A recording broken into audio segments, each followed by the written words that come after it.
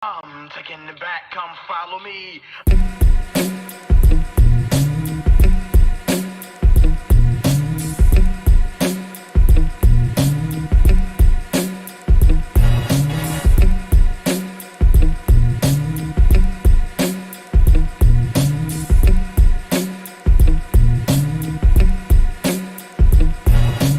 Big boss innovation, smoke loud, cross inhalation.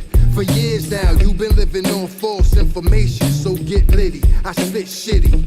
Need no help with my flow, so selfish, like nobody else's. The aroma of the floor is scented, to grace my presence, see I'm so authentic, skin flawless. Swimming in the youth fountain, I move mountains, but who's counting? Your crew doubting? Google me, I'll scratch up data. Listen now, homie, catch up later. Make rounds as I snatch up paper.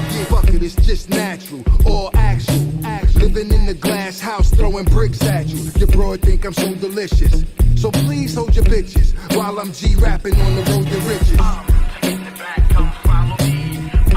In the back, come follow me. In the back, come follow me. Taking the back, come follow me.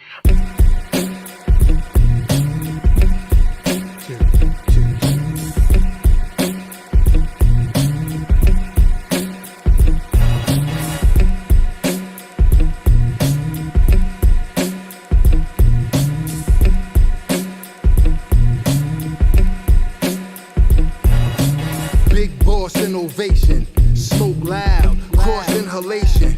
For years now, you've been living on false information, so get litty, I spit shitty. Need no help with my flow, so selfish, like nobody else's. The aroma of the floor is scented, to grace my presence, see I'm so authentic, skin flawless. Swimming in the youth fountain, I move mountains, but who's counting? Your crew doubting? Google me, I'll scratch up data. Listen now, homie, catch up later. Make rounds as I snatch up paper. Fuck it, it's just natural, all actual. Living in the glass house, throwing bricks at you. Your broad think I'm so delicious. So please hold your bitches, while I'm G-rapping on the road to riches. In the back, come follow me. In the back, come follow me. In the back, come follow me. In the back, come follow me. Incredible, lyrical, and original. In the back, come follow me. Incredible, lyrical, and original. Flamboyant new millennial. Yeah. Uptown hood. Sound good with any style. Out scratch unfiltered. Twisted. Tilted. You know the flow, I killed it. Audio too. I know you loving how I milked it. Getting love, hugs, and kisses. I'm so ambitious. All the homies round the way, they know what this is. Some say I'm too malicious. Your baddest side bitch couldn't do my dishes. I leave her pants all damn. Travel around the world, get my passport stamp. Peep my hot style, it's the new official. Really ain't concerned about who is you. Fresh look with the new visual. Ain't think I would, hun, did you? Watch how it bang, flame, sizzle. In the back, come follow me. In the back, come follow me. In the back, come follow me. In the back, come follow me. Incredible, lyrical, and original. In the back, come follow me. Incredible, lyrical, and original. Come follow me. Come follow me. Come follow me. Incredible, lyrical,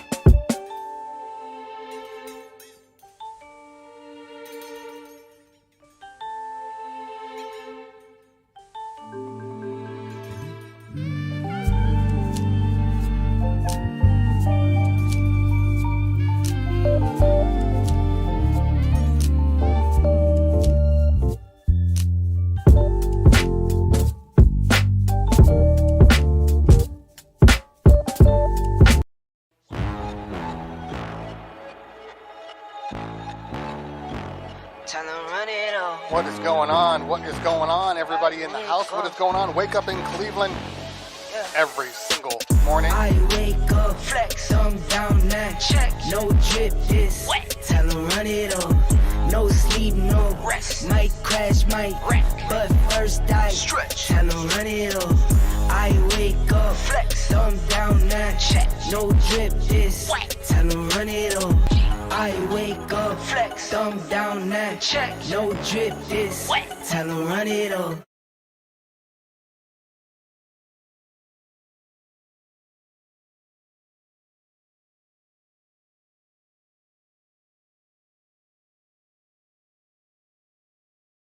On, everybody, what is going on? Wake up in Cleveland. Hopefully, we have no idea because the internet is just absolutely shitty in my life right now. So we are hoping that this internet can hold on for dear life. I make no promises. I don't know what's going to happen. All I know is that right now everything's a little crappy. So today is Tech Thursday. We hope everybody's having a fantastic day today. Like I said, I make no promises whatsoever today. I had to reset my router. I reset the satellite router. The speeds, which is the problem, the speeds are fine. I'm getting 400 down, 23 up every time I run speed test, which means that there's some form of packet loss happening, and I can't figure out what's causing it. So we're going to see what happens. Until then, we're going to keep going and just kind of figure out if we can make it through here. That's it. That's all we can really do, right? So, welcome out today, Thursday morning, a little after 10 o'clock. We're going to be doing Tech Thursday. So if you have any questions whatsoever about tech, this is the time when you want to throw them up there. And you have any questions, let's go on from there. Let's do a little room check here. See who we got in the building. As soon as this thing updates, why haven't you updated? On, save.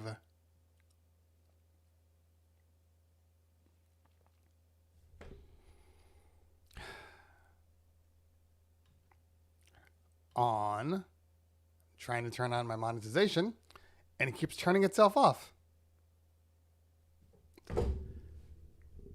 It's just one of those days.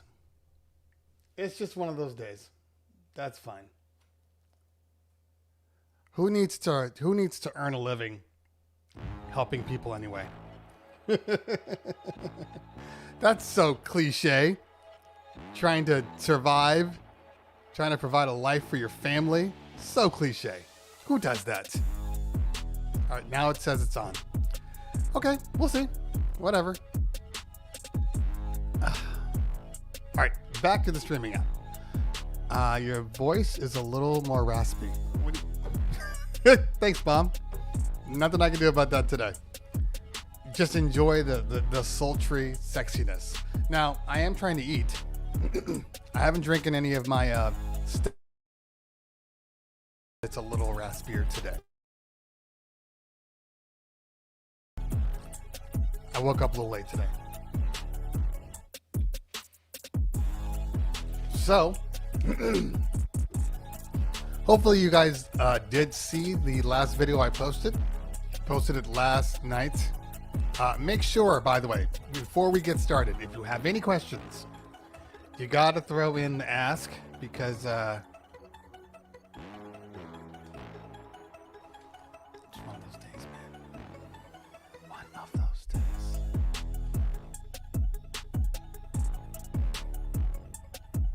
I don't even know where it is. Oh, there it is. Question. Why is it at the bottom? There we go. Make sure you put the ask in the chat. It's very, very important that you do, so I can see what is going on. So yeah, make sure you do that. Let me put this underneath here. Okay. Yeah. So I got food here. I'm eating a little bit here while we talk. I'm hungry, and every time I start this show, I don't eat. And then, by the time I'm done, I'm dying. So, let's see what's going on here. This is a weird day. I'm not gonna lie to you. This is a weird day. I'm curious if anybody from Twitch got notifications, because based upon the numbers I'm seeing here, and based upon there's nobody commenting at all, that they're not getting notifications, because Twitch has been acting really stupid right now, making me question everything in my life.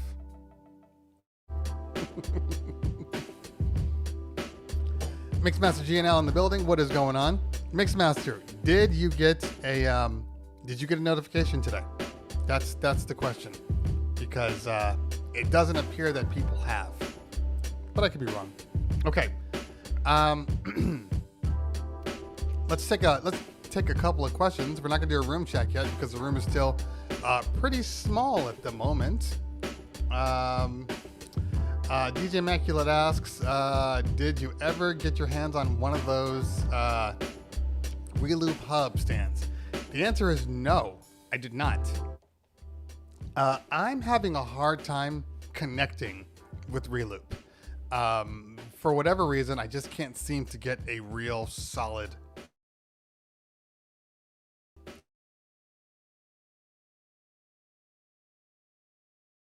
guy I met at NAMM, and I started emailing him like maybe 2 weeks, maybe 3 weeks after. No.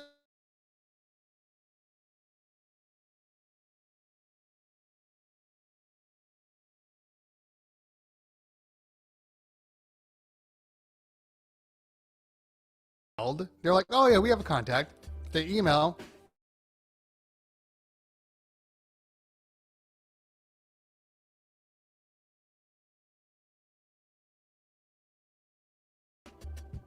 That was weird. I never hid myself. They sent it out in like a week.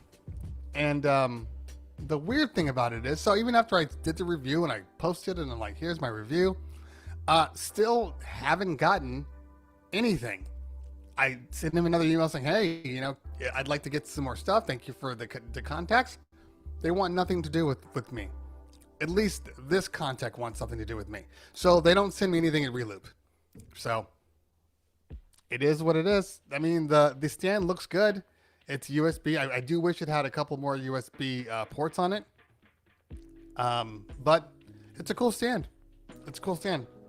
No lie. You know, very impressed by it. Okay. Maybe one day they will consider me to be, you know.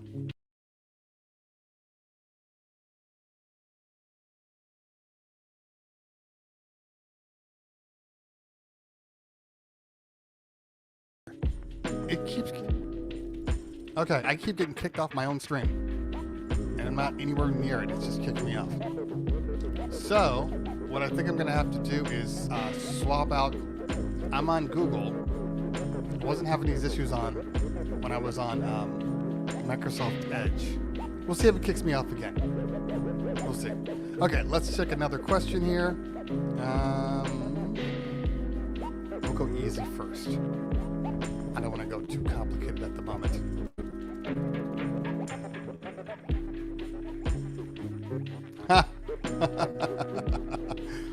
Corey Bright says, before you start eating, it is important as a DJ because most foods at events are finger foods and you can't DJ. This is actually true. Can't tell you how many times I've had like a napkin and I eat and I wipe my hands, scratch, eat, wipe my hands, scratch.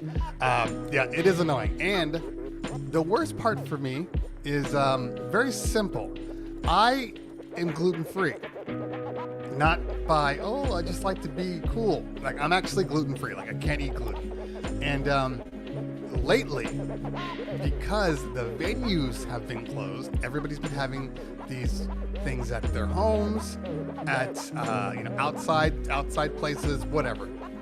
So they end up getting like food trucks and like pizza places and all these things that are easy to do. Nobody's getting gluten-free options for the DJ like me. So I've actually had a couple of parties where I haven't had to do this in a long time, but I'm going to have to start packing a lunch because I can't eat anything at the party. You know, they're like, go ahead, help yourself. I'm like, it's all gluten. It's all glutinous. I can't eat it. So I don't eat it. So I've been hungry. Not to say that any of the foods that you eat at these parties are healthy alternatives. I mean, in reality, most of it's either hamburgers, French fries, pizzas, sushi. I do eat the sushi. Like if there's a sushi bar, they're like, vendors shouldn't eat. Like I'm eating at the sushi bar. This is the only option you have. So that's where I am. But yes, make sure that you do bring your own food or bring your own utensils. So yeah, there's that. Thank you, Corey. I do see who's in the building right now. I see coffee and cinnamon rolls in the building. Good to have you here, sweetie. Thanks for hanging out today. Okay, so all right, DJ. It's not even a DJ. Hold on, I gotta increase the size of the screen so I can see who's sending me stuff. Select the 720 in the building. What is going on? How do you have library organization tips? This is the longest potential answer that I can give. So I'm not really going to get too detailed into this. First off, everybody has their own way of sorting their libraries. Okay, everybody has their own way of doing their crates. So my way may not work for you. I'm in the process of cleaning my crates right now because I'm overstuffed with stuff that I know I've never played or won't play. So it's an ongoing process, but typically, I mean, anybody in the chat can probably help you. Typically speaking, you'll break it out by genre, and then typically by maybe decade. So you'll have 70s, which might be disco. And then after that, you'll have a hip-hop crate. And under the hip-hop crate, you'll have 80s crate, 90s crate, 2000s crate, 2010s, whatever. And then after that, do the same thing with rock. Do the same thing with, well, that's pretty much it. As far as Latin and stuff, you break it out by dance style. Do not break Latin out in one bucket. Do not say it's Latin and throw it in one bucket because you will get burned. If you don't know the difference between salsa and merengue and bachata, if you play something, when somebody says, hey, can you play some merengue? You play a salsa track, they will crucify you. So just make sure that you have those broken out. That's very, very important. Also in hip hop, I have a boom bap crate because there's a difference between 80s hip hop, 90s hip hop, and then boom bap hip hop, because there is a specific sound to that you have to make sure that you nail. But look, everybody's different. Everybody's different. And I have different types of crates for different things. I have 5 crates that are for me. It just depends. I mean, it's a very tough question, and it's not a short answer question, unfortunately. Okay. All right, let's see who we got here.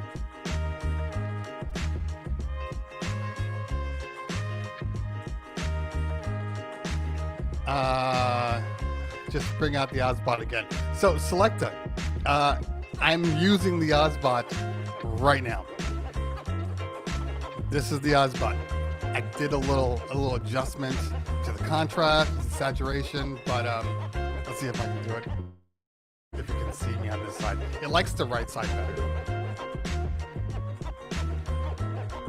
See? Ozbot, baby. It's Ozbot. Hold on, let me bring it back out. Look at that on the first try too. But in case you guys didn't see the review, there is a review right now on the Oddspot Tiny, which basically is a AI tracking webcam. So I can move and, you know, when I'm up, I can do all these things. So it's very cool. I'm actually gonna, it does fixed positions. So I can program my Stream Deck to work properly. With it, I might be able to program a little mini gimbal. That's not the word I'm looking for. Not a gimbal, even though it is gimbal-like. But oh god, I can't think of the technology right now. The thing that moves from left to right. I know there's a word for it. I can't think of it. Sorry, deal with it. Anyway, I want to be able to set it up in front. That way, when I'm DJing, it'll kind of pan. It'll just be kind of a continuous pan. That I might have found a solution for a problem that wasn't there. I can't think about what it's called right now. That's driving me nuts. It's not a gimbal, not a metronome. It's an actual photography video term. What is it called? Come on, people in the chat, you're disappointing me. I'm being disappointed by the chat today. No, nobody has an answer for me. Okay, that's fine. We'll figure it out later. Like I'll literally be like, okay, guys, sign it off. Damn. Now I remember what it was. Oh, that's gonna drive me nuts. All right, I gotta find out. Sorry, guys. This is the joy of. Well, technically it's a slider, but it's like an electronic slider. That's pretty much what it is. So it slides from left to right, and now I just want it to slide while I'm DJing to do a cool, nice little pan over and over again. That's what I want. Okay. Oh my God! Come on, people.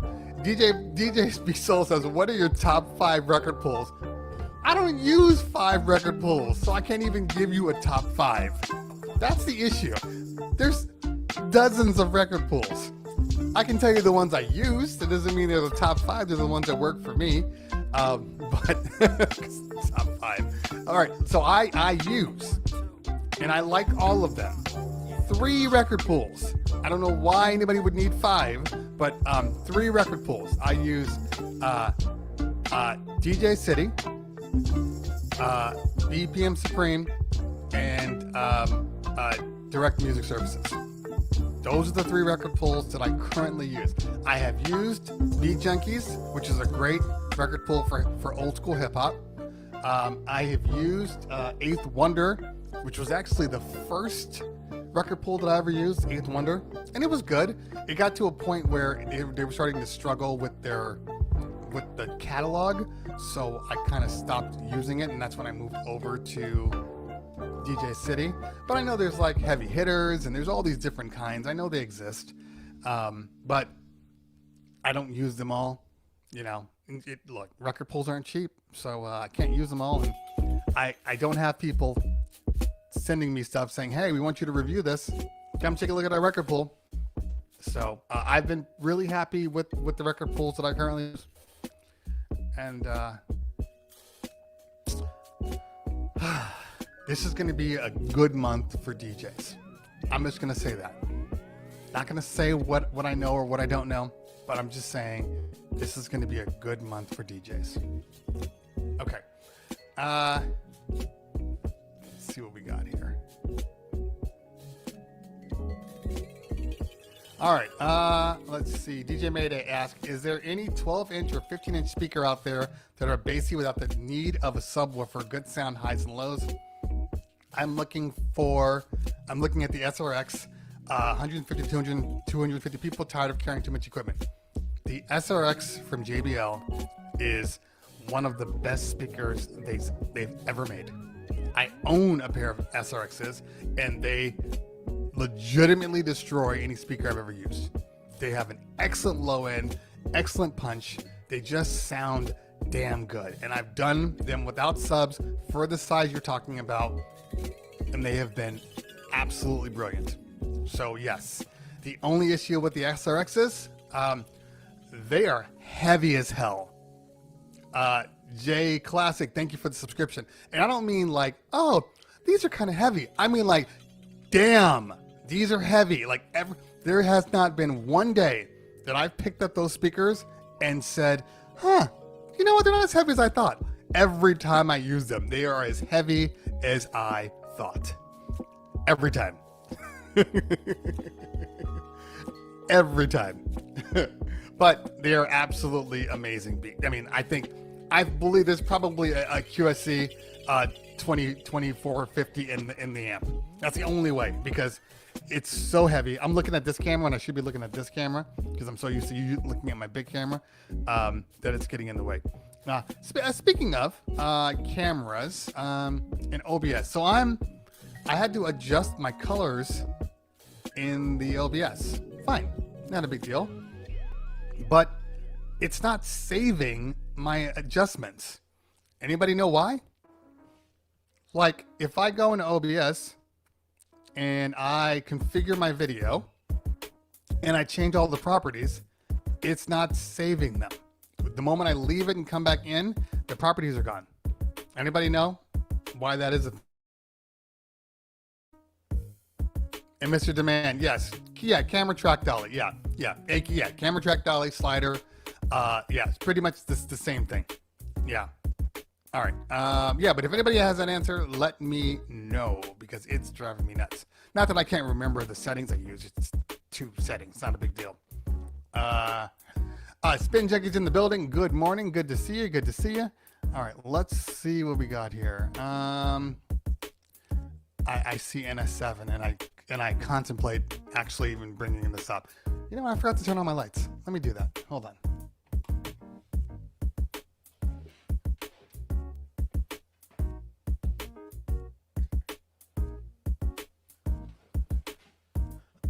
Okay. All right. Not that it's funny now when I'm like, I gotta turn my lights, and I walk over here, and the thing follows me. I will say this though. There's been a couple of times with this camera now that I know for a fact that I will absolutely use, even though the resolution is not as good as my main camera, I will absolutely use it for certain things. And one of them is if I'm doing any type of demos, having the ability to kind of drop down. Like, let's say I'm talking about something and I need to talk about something below, and I go down a little bit. Love that. Absolutely love that. Okay.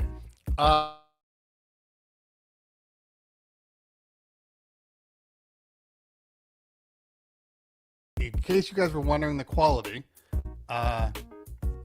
this is my other camera. Okay, this is my Lumix with the 1025 lens on here. As you can see, the colors are absolutely amazing, but it's also, we're talking about basically $4,000 worth of camera equipment. This thing for $200 is pretty damn good, and that tracking is cool. I'm always in shot. Always in shot. I love being always in frame. Okay, Corey Bright says, I have a controller, the NS7 too, but I don't use it for weddings because randomly it starts skipping and I have to start Serato over. Is that a defect or something that happens? Well, first off, it's nothing that happens. If you have hardware that randomly starts skipping, there's something wrong. Now, there's a lot of skipping. One of them could be your computer is not powerful enough. If you're running some things and it's causing it to buffer out, and then you have those skips. It could be a hardware defect. There's so many little things that it could be. I'm assuming that when you use another controller, it doesn't skip. So I would probably say it might be something with the NS7, but that's something you're gonna have to. I mean, I would probably, if you can pinpoint when it starts skipping, or is it says randomly, how long does it go until it starts skipping? There's all these little things, what's the weather? Is it hot? Is your computer heating up? Like, there's all these little things that you need to kind of figure out before you assume that it's just a hardware issue. It could be a software, could be a lot of things. You're gonna need to have some more information here. Okay.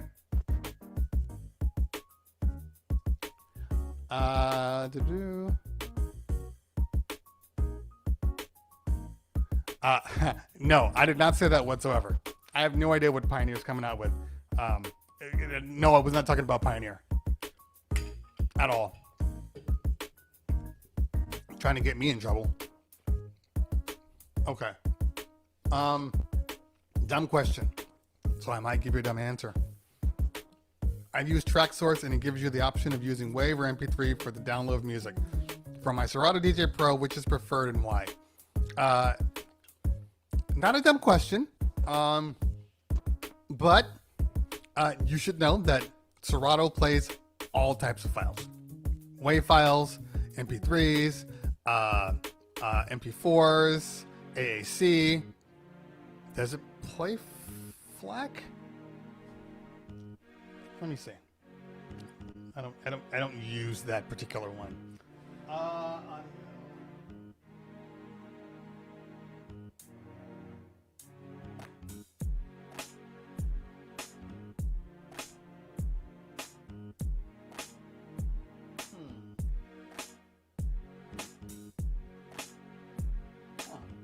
I thought you said.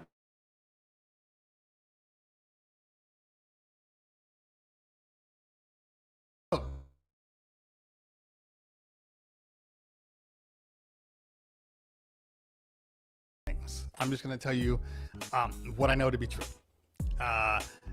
Yes, WAV and MP3. You want to make sure that your MP3 file is at least 192, preferably higher, like a 320. If you're trying to get the best possible audio, you really need to use WAV files, because the WAV is the I guess the final output. So you're going to get the best audio. MP3s, even AACs, are all dealing with some form of compression that might be introduced in a top tier sound system.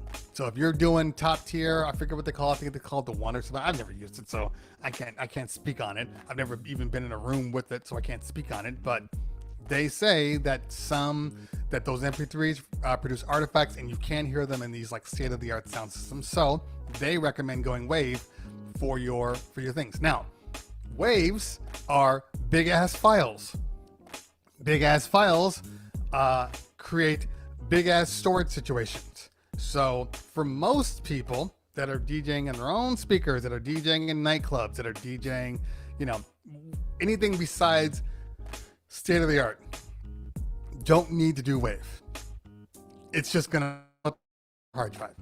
It's like having an iPhone and knowing that it does, or the new Samsungs, and it's like this can shoot, a resolution of 40 megs, whatever, 60 megs, and you're like, well, that's great. But every picture I take now is a humongous file that I'm never going to print on a billboard. So why am I choosing to use this resolution? You got to know where you are. That's all. Okay. All right. Remember, when you have a question, hit the ask, and that way I can spot it in the chat here. All right. Philip Ton asks, show on screen. For tall column array speakers, EV, Bose, JBL, LD, do you need to sandbag them for outdoor events? Do they top over in the wind? Okay, good question. I can't speak for all of them. Okay, I can only speak for the Bose because I haven't used them. Although I'm going to end up having Zounds send me the EV so I can do a back-to-back. But the Bose system, the bass on the line array is pretty weighty. It's not ridiculously heavy. I mean, you can pick it up with like one hand, but it's definitely has a nice solid weight to it, and it's a longer stand. And the speaker, if you imagine, it kind of looks like a little bit like a teardrop, kind of like this, right? Like so. And then the speaker kind of sits in the middle. I have now had that thing on grass. I've had it in a windy environment, and it hasn't moved. Now, I think it has to do with the fact that the actual speaker itself has such a small surface area that it's essentially like a pole, and I haven't had any issues with it.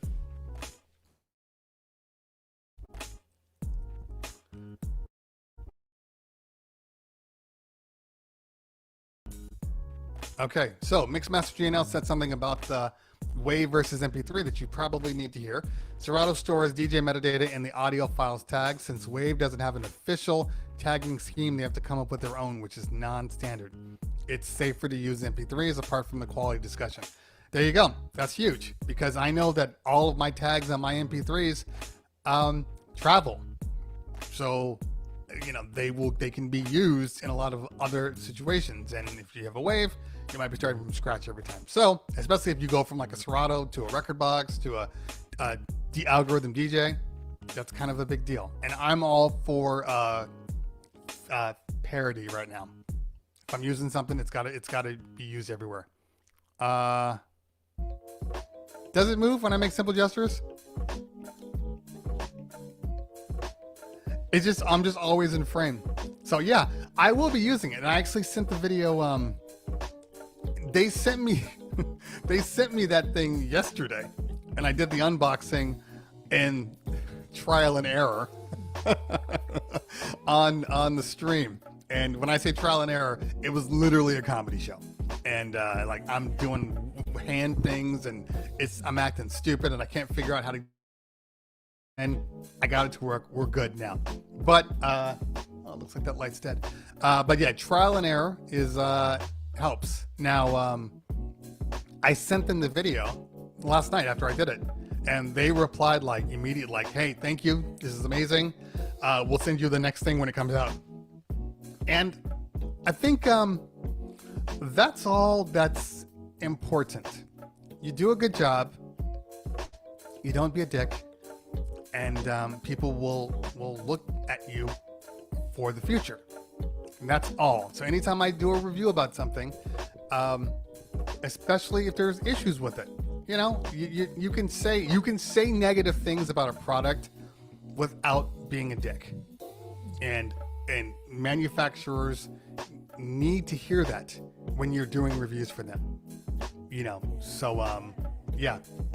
And so an Ozbot was great. So here's the thing. I'm going to tell everybody a little secret, and then you got to decide, you know, what you want to do. If you decide to get into this YouTube game, once you get to a certain amount of subscribers, Amazon people will come out the woodwork. Hey, review this product. So in the beginning, I was taking all the products. Yeah, oh, it's a mic. I'll take a mic. Okay, oh, it's this. I'll take this, and doing reviews.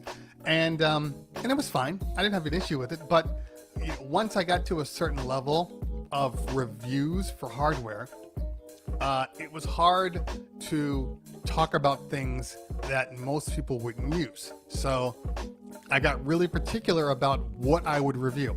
And you know, like people, hey, we have these lights that we think you'd want to see. And I take a look at the lights. I'm like, this is ghetto.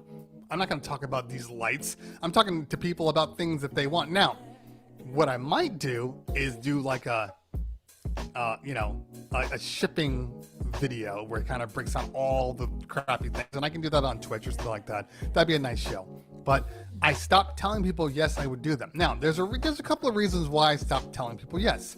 Because I'm having this experience right now. So your company, so basically, typically, when you do a review, when they ask you to do a review and you say yes, there are two different ways that a company will try to compensate you.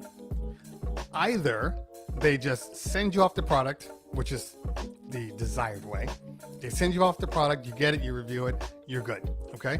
But then there's people on Amazon that decide that, okay, well, can you buy the product on Amazon and then we'll reimburse you? Now, when I was first starting out, I was like, yeah, okay. And you know, certain things were 50, 60 bucks. I'm like, whatever, you can reimburse me, because they want you to do the review. And this is their way of making sure that you do the review. But like I said, once you get to a certain level, and I'm reviewing products that are like, you know, thousands of dollars. You know, people will send me a DJ's stat. If you add it up, it's like $6-7 grand. I don't have to come out of pocket for anything. So I ran into this one company, which I actually do want to review. They sell a copycat of the Rode mic system, which is these guys. So I have one on the camera and I got one on these, and I use these when I'm recording my videos. Okay. Now Rode came out with a brand new one that has two boxes. So I can put one on one person, one on me, and now we have pristine audio. I wish I would have had that for the scratch attack. I didn't.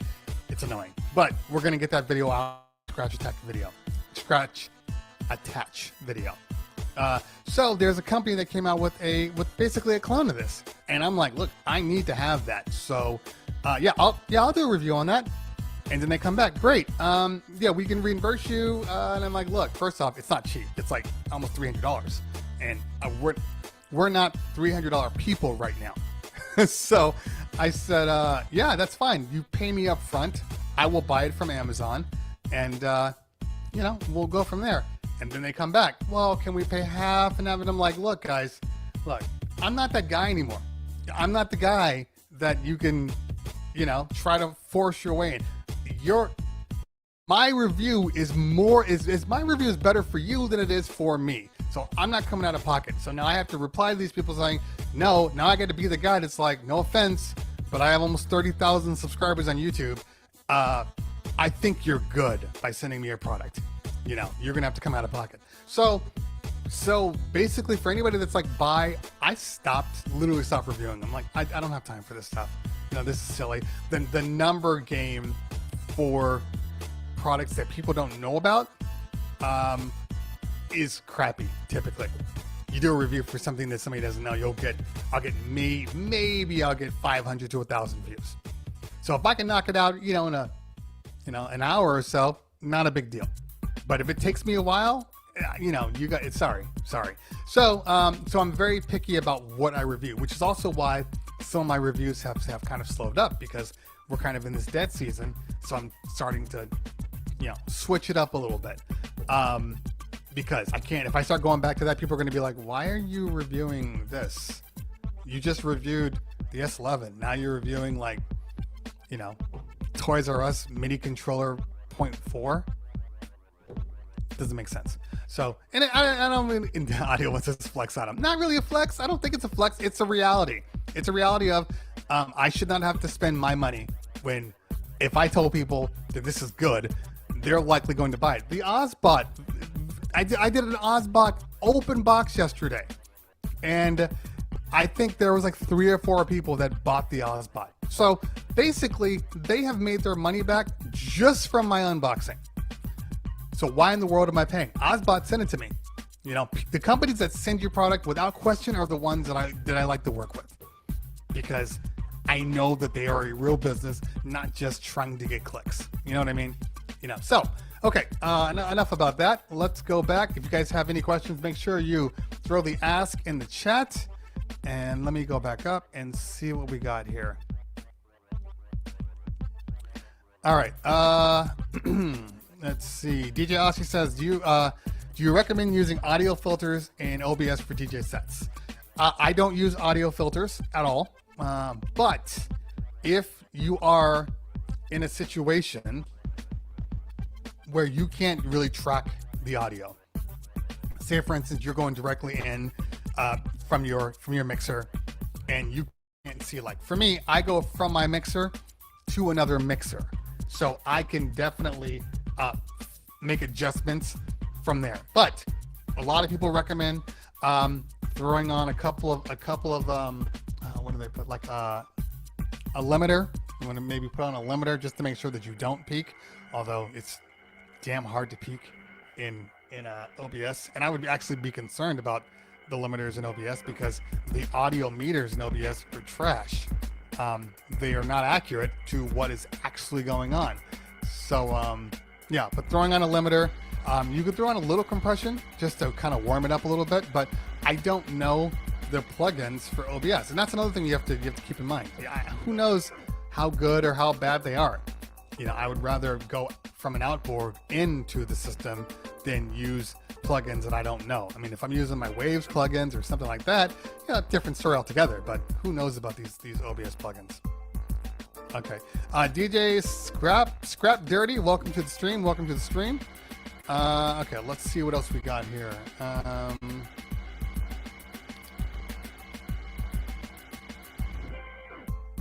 Okay. Corey Bright says, do you store all of your music on a hard drive or some on computer? Asking because the attachment for the MacBook is not the best for sub. Okay, I'm going to say something that some people are going to agree with and some people aren't. I absolutely hate using external hard drives for audio. When I first started DJing, you know, when you moved over to computers, I had the external a couple of times. It popped out on me. Somebody moved, hit it, whatever, and all of a sudden I am no longer DJing. Now, depending on what it is, I might have to reset Serato. I might not have to restart my computer. I did away with that. So now at this point, I'm all internal. I tell people all the time. They're like, well, I'm just gonna buy a smaller hard drive because it's cheaper, a smaller Mac or smaller PC because it's cheaper, and then I'll get an external. No. Get the biggest hard drive you can. And if you're on the cusp of getting a bigger hard drive, get the bigger hard drive. It's just a waste of your time and energy. All you're going to be doing is thinking about how to make room. You got external hard drives, so I'm not a fan of them. Okay, both my Mac and my XMG are both 2 terabyte drives. Never had an issue with terabyte drives. My original Mac, my quad core Mac 2012 is 1 terabyte. Could be 1.5. It was one of those weird times where they had weird SSDs. But yeah, it's at least 1 terabyte. You're good with 1 terabyte to 2 terabytes. Now, if I wasn't doing video and stuff like this on my Mac, 1 terabyte would have sufficed.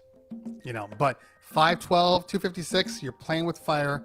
I had a buddy of mine who worked for us. Every time he wanted to update or I had to send him stuff, I had to literally like delete his iTunes folder and put a new iTunes folder in because he didn't have enough space. So anyway, I'm not a big fan, as you can see. Diamond Lee in the building. What's going on, fam? Good to see you. I'm going up real quick because I didn't see. Let's see here. Depending on, I don't know what this is. Depends on the tripod you use. I use a lot of tripods. They're not expanded wide enough. I don't know what this is from. It could be from the speakers. Oh, that's another thing. I will tell you. The person that asked about the SRXs. You're going to have to upgrade your speaker poles.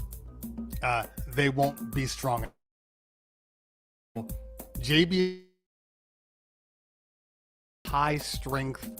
They're the hydraulic speakers. Get those. Don't mess around. Don't try to go cheap. Get the hydraulic ones, not the crank ones, just the ones you can actually like pull up yourself or let go and slightly lift. Those are the only ones that are going to be strong enough to actually hold them. Because if not, your speaker's going to be on tilt the whole time because the poles aren't going to be enough, and you risk them literally bending and then just falling on somebody's head, and nobody wants that, right? I don't anyway. Okay. All right, let's see here. Okay, I'm gonna go back down. All right, let's see here. John P in the building. What's going on, fam?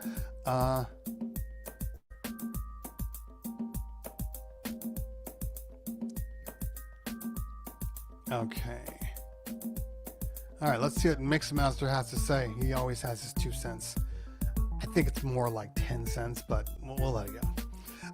At least put your tracks on a separate partition of the internal drive, or use an external drive, which you have plenty of clones. That way you keep the same file path to the track, at least in Mac OS, regardless of Mac. Yeah, this is true. I have 2 sets of hard drives. I have if you're the Mac cloning, I use a little app called Super Duper. It's been consistently great. and I've never had an issue with it. It cost me like $30 to buy. Their smart updates are excellent. So I'm very happy with Super Duper. That's what I've used for the past like 10 years. But that's great. Hold on, lost my train of thought. Oh, and then I have another hard drive with just my audio. And that basically all I did was clone my music folder.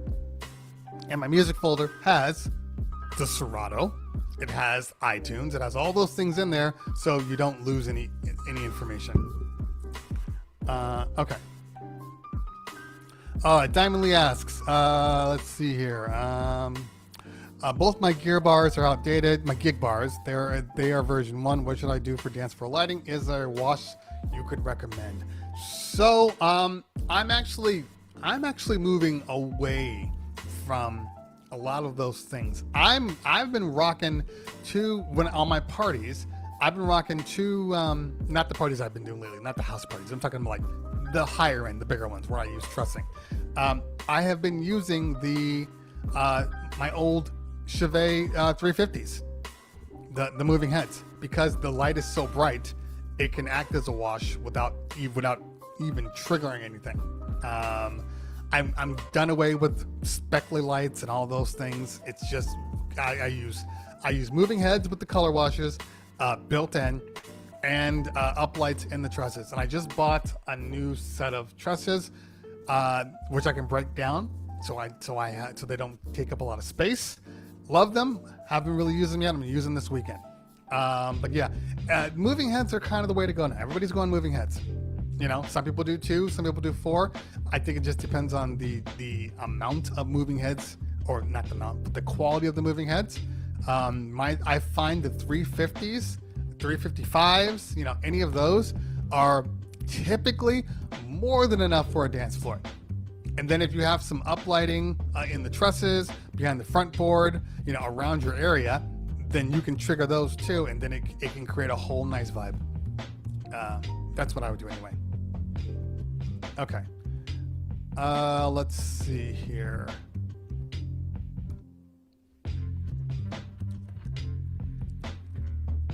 Okay.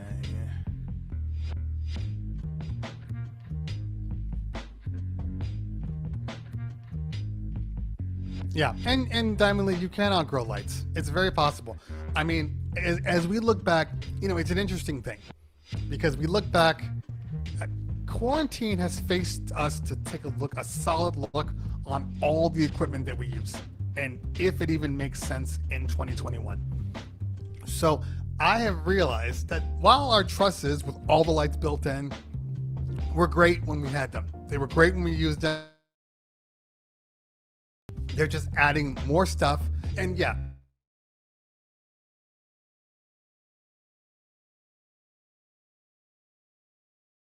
oh my God, the DJ brought all this stuff.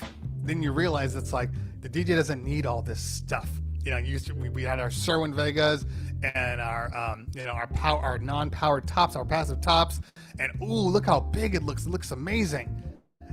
Then you realize that, yeah, 2 SRXs and a Eon sub can provide the same amount of sound.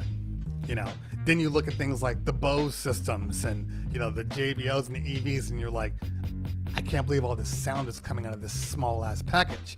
Then you start to think, why am I carrying around all of this humongous stuff? Is it even necessary? You know, so we are evaluating where we are, and a lot of things are being sold off. A lot of things. We're going to get rid of at least 3 sets of our Sherwin Vegas subs and amps, and possibly even the highs. We have the JBL PRX highs, not like the PRX amped ones. Those are kind of garbage. But the PRX high, the PRX passives are very good speakers. And then we pair those with a 2050 amp and then a 4050 for the Sherwin Vegas subs. Always overpowered my amps. The amps always overpowered speakers, but I'd rather have pure sound coming through than stretching it to the end.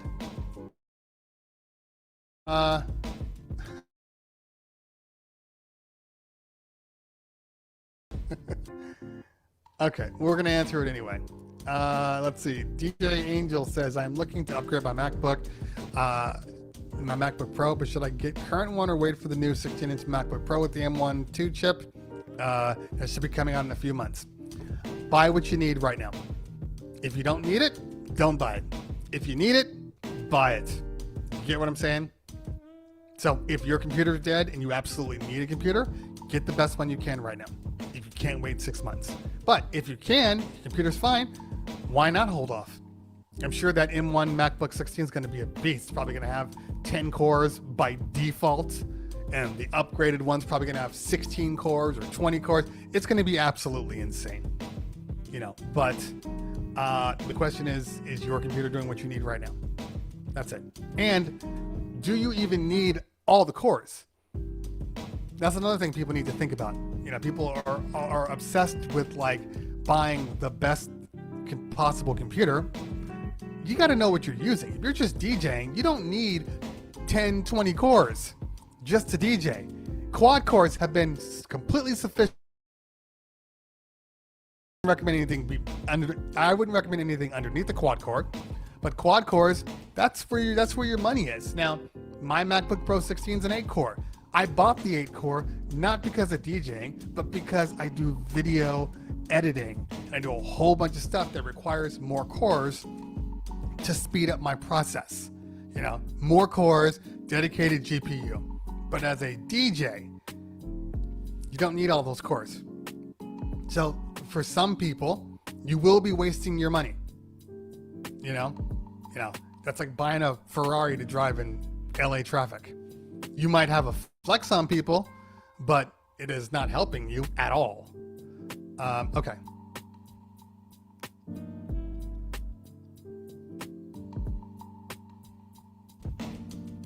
All right, let's see here. All right,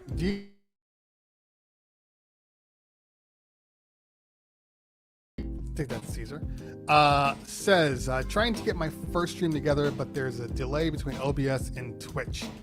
I've tried to adjust the settings, but not much of a fix. I've been told that a slight delay is normal between the two programs, which it is. Do you ever have a small delay, and do you look at yourself in OBS or just look at the chat while on the stream? Either one doesn't matter. There's always a delay in OBS. Always. There's a delay in Melon. There's a delay in StreamYard. There's always a delay. The chat, you can change the performance buffer to make it a little more real time, but there's always a delay. I look at OBS, and now that OBS has the chat module that you can put into your OBS, you look at Twitch. You can just look at OBS and read the comments from within OBS. But I'm not sure how real time you need a comment to be. You know, I mean, if a comment comes in, you play a song and the person says, "Oh, I like this song," and you're playing another song. I mean, does it really matter that much? You know what I'm saying? You know, you just have to remember that they could be talking about the one before. Okay. Let's see here. Make sure, let me clear this off, that you ask the question, put the hashtag ask in front. Okay.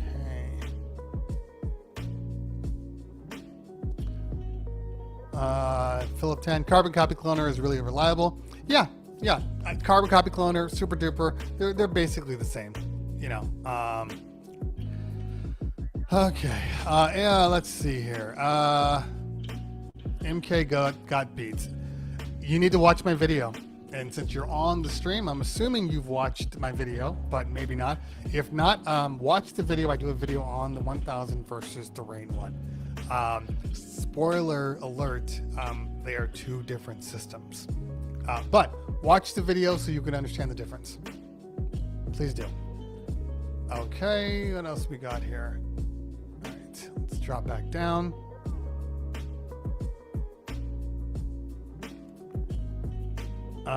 DJ Dam says, why do DJs put the chat on their stream? What am I missing? Redundant. So I've come to the conclusion that a lot of people put the chat on their stream because they needed something to fill up the stream. They needed something to be active. You know, it's essentially the same thing as people going green screen and having a whole bunch of stuff going on behind them. Pay no attention to the man DJing. So people are forced to kind of, not forced, but when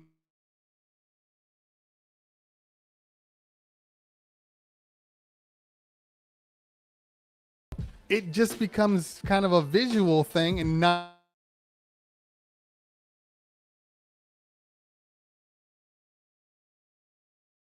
And the chat is usable, but on your phones, the chat is completely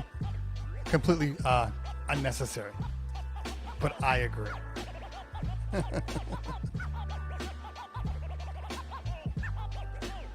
Okay. All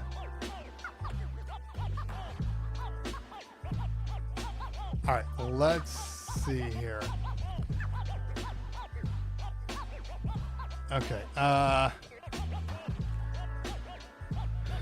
DJ Real says, does NDI capture your mic and audio as one source when streaming live? I don't use NDI for audio. And I don't know that I could recommend NDI for audio. NDI is great for video. I've used it a couple of times, especially when I was going with, I was using my other Mac and I wanted more channels. So I would NDI my green screen video feed to the other MacBook. That way I could essentially have, you know, more inputs. But I would definitely not recommend audio. You better be on a solid network if you're doing that, you know, or there will be a delay. Okay.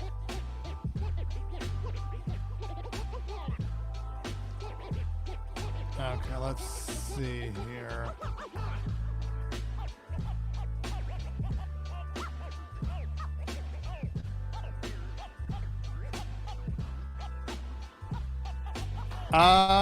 Yeah, there should be new hardware. Sometimes they like to hold things back at WWDC, but I think at this point they're going to be showing everything because they need people to, you know, start dipping into their wallets again.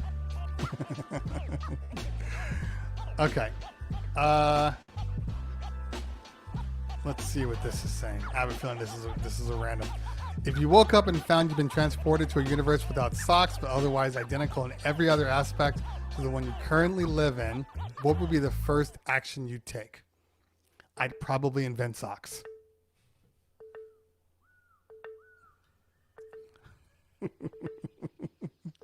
I'd be the sock king of the new world. Mr. Demand says, get you a PC and save your money. Depends on the PC. Depends on the PC. Not all PCs are cheap. You know, some PCs are right on the money with Macs. You know, but for a lot of people, their MacBook Air with the M1 is a kind of a great purchase. Kind of a great purchase. I can't lie. The amount of power that you get out of that thing is pretty damn impressive. If it just was a little bigger. Use Mac for the win. Yeah, I mean, I don't know that I would buy a used Mac right now. You know, in the beginning of the year, last year, I would say yes, but now everybody's moving over to the M1. You know, all the systems, and we've now found that using their, you know, Rosetta emulation software, you're not seeing any impact from it.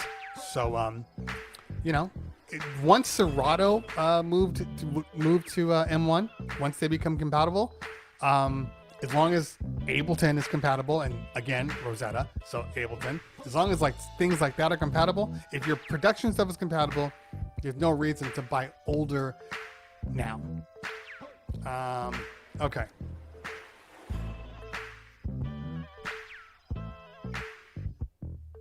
Okay, let's see here.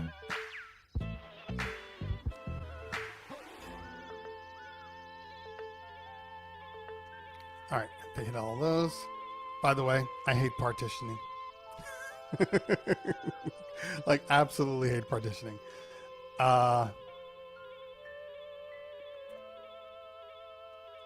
The DJ The Force in the building. What's going on, fam? Okay, let's see here. Come on, stop updating.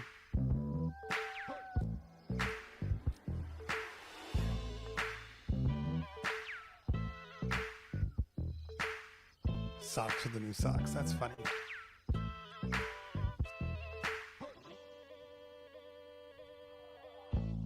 All right. What is that? I've definitely adjusted the delay, but I feel like it's not adjusting much, especially when I start to scratch or something. Okay, now you're talking. Okay, hold on. Am I to understand that you're using your OBS to monitor your audio? Is that what's going on? Am I missing something up top? Because if that's the case, definitely get off. Don't do that. You'd be better off just mixing through your headphones in the mixer and not worrying. I'm not sure if that's what we're talking about, but I think that's what we're talking about. All right, Phil 10 says I put the chat on the screen, so when I respond to something in the chat over the mic, people who watch the recording later understand what was asked in the first place. Okay, all right, I get that. Now there is a plugin for OBS that allows you to do what Melon and StreamYard is doing with me posting the chat. That way there is obviously always some sort of context. Okay. All right, let's see here. Any more? Are we done with questions? Did I answer all the questions? Can I leave? Can I go?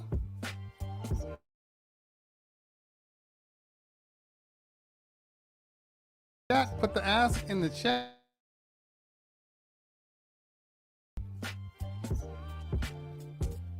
Very strange.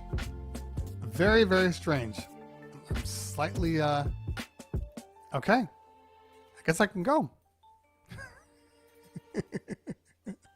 Yeah, there is a plugin for posting chats. If I can remember what it's called, it is called, let's see if it comes up in my thing here. That's right, I'm using Google. So hold on, let me open up Edge.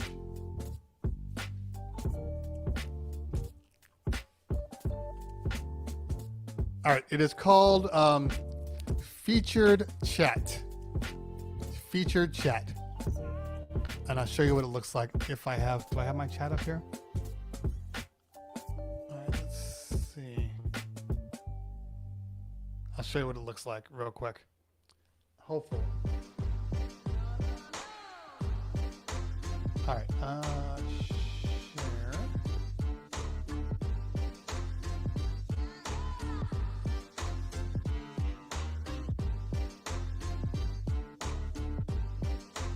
Okay.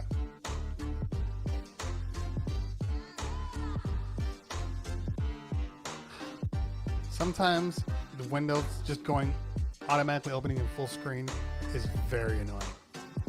All right, God damn it. Okay. All right, so here we go. Now, so this is feature chat, and let's make myself a little smaller here. Oh, look, another layout just popped up.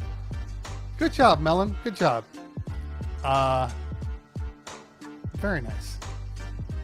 Okay, so basically you have a login. You log in via Twitch, just like you would, you know, with anything else. And then all the chat pops up, and then you can just, let me make sure that I'm in OBS. The chat is active. Hold on.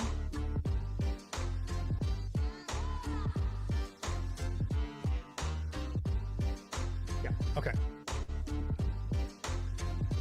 Oh, but my tiny app. Hold on. Let me get rid of this real quick.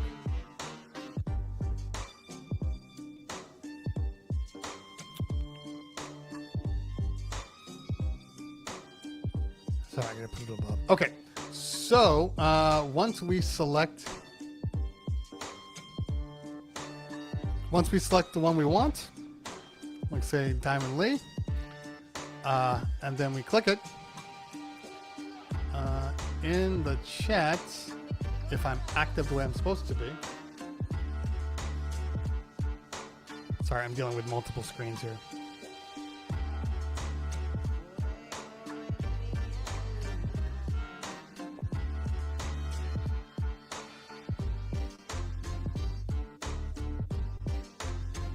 All right, I see it, but don't see it. Okay.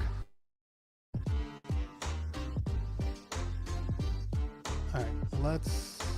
We're now showing.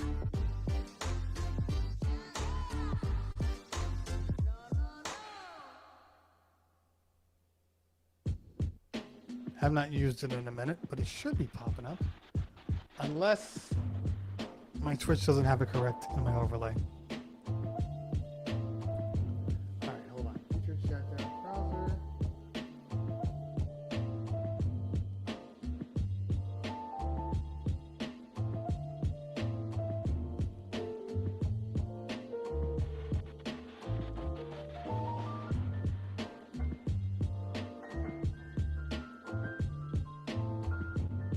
Come on.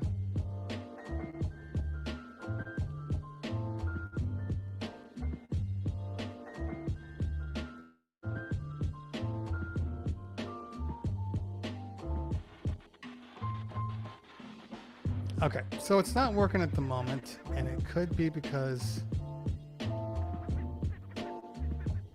they updated my browser link here. So I gotta find it. Hold on.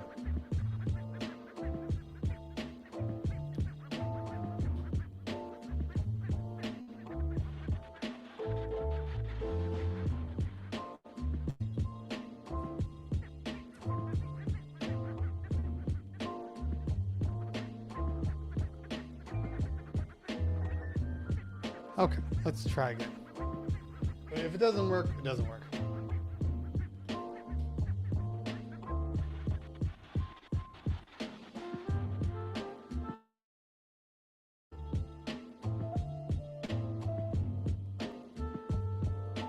This is what happens when you ever try to demo something like in real time.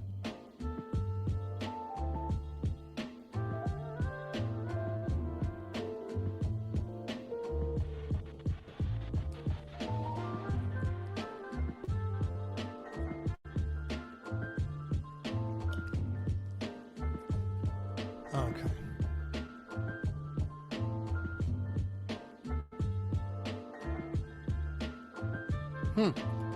Okay, well, at the moment, it's not doing what it's supposed to be doing.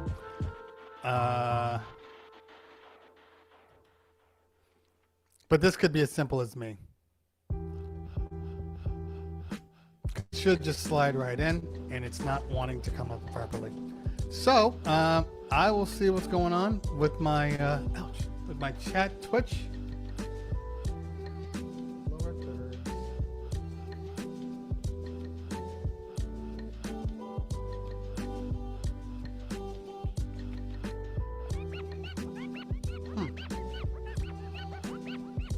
Let me shift it to smaller. Maybe it's bleeding out of the thing here.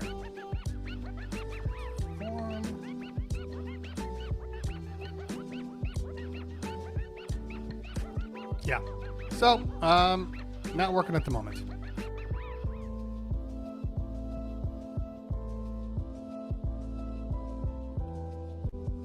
So, anyway. Well, there you go, guys. So, typically, it works. It's just not working at the moment. So we're not using it.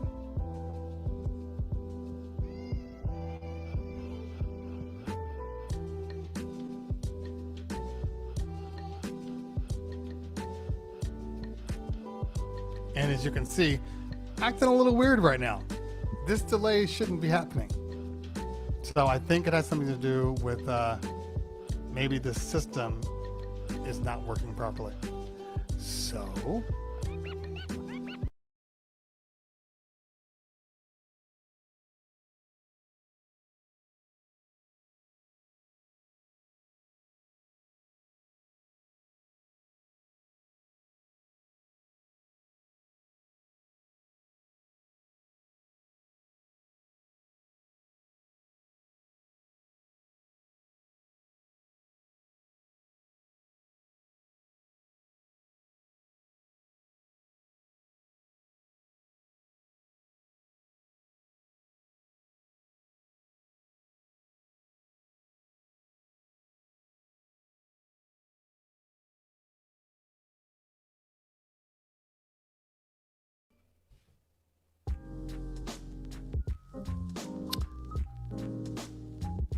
Huh.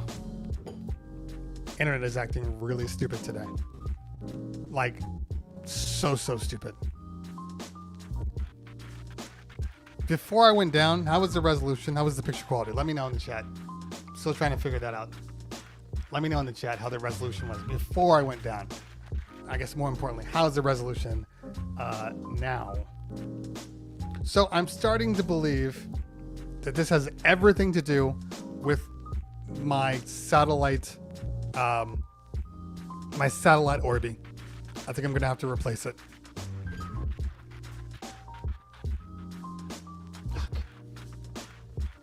So here's the thing.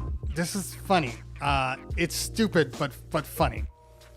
If I use a streaming service which is doing the dual streaming, okay? So if I'm using something like 240p, yeah, if I'm using something like if I'm doing Twitch and I'm doing YouTube, if I do that and I have to use one of the supporting softwares like StreamYard, like Melon, like Restream, their predictive algorithm literally pushes my resolution down to nothing. If I use OBS, 1080p 60, straight to Twitch, not a single resolution problem. So it's whatever the companies are using as their predictive software, which is not their fault. It has everything to do, I believe, with my router. There's some sort of packet loss happening on this Orbi. And basically the packet loss is killing it. So I got to figure out why there's so much packet loss. Very annoying.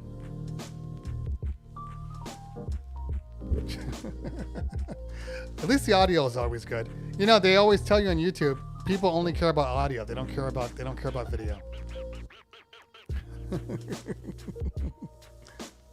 All right, let's see here. But having said that, Twitch itself has been buffering a lot. I don't know about YouTube, but I gotta figure out a solution for this, because this isn't good. Isn't good at all, especially for somebody that does nothing work online.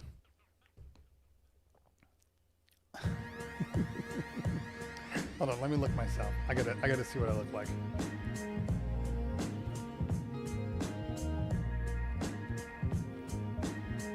Well, now I look fine.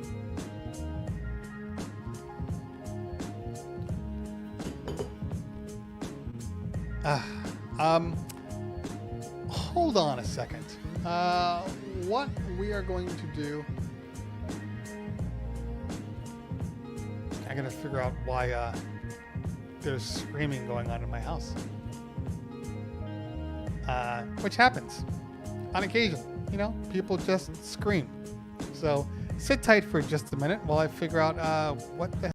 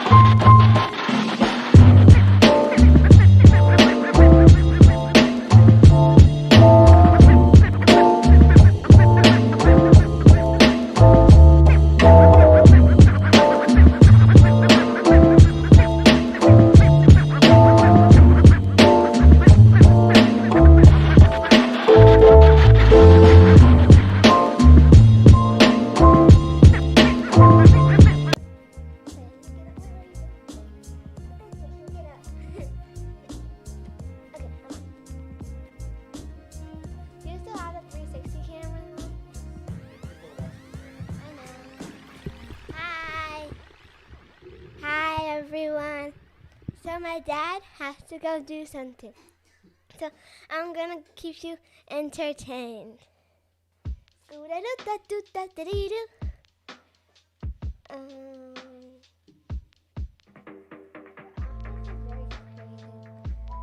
So hopefully I don't make you lose people. I think I'm gonna make you lose your stream, people. Ah. Scooby-Doo-da. Stop tapping. Thank you. Okay, bye. I'm gonna use the It's because it only responds to me. No, don't do that. Okay. Thank you. Okay, make sure the door is closed, please.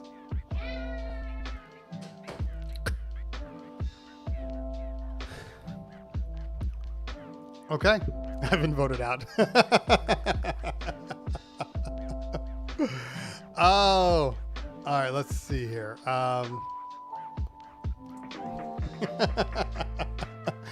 Thank you for the bits, Philip. Appreciate that.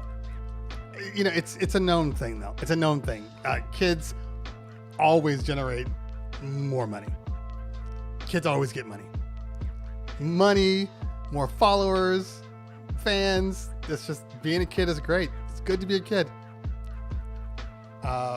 Thank you guys. Appreciate that. Yeah. The joy of it's what? 11:30 and she's home because they have like 2 hours of school right now. Good times. Okay, let's see what we got here.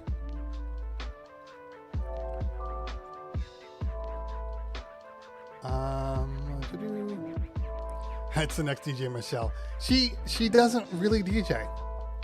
It's not really her thing, you know. She does if I show her, but it's not like her passion yet. Anyway, she's a dancer. That's what she loves. Okay, Mike Feliciano says, when you were DJing and had issues with your needles, what needles were you using? I'm using the Jicos, but it's not the needles. It's just every so often with needles, they get stupid. Honestly, like every single needle I've ever had, there's not a perfect needle. Even the Shure M44-7s on a given day, given humidity, given dirt on the record, just doesn't work properly. And they're fine now, though. They're fine now. I would have let her stay on, but then she started keys, and now she's got to go. You know what happens when you start touching keys. All right. The best DJ hard drive. That's a good question. In all honesty, I don't think there is a best. If you can get an SSD hard drive, do that. I have been using, what am I using? Let me show you. See if I can get back in time.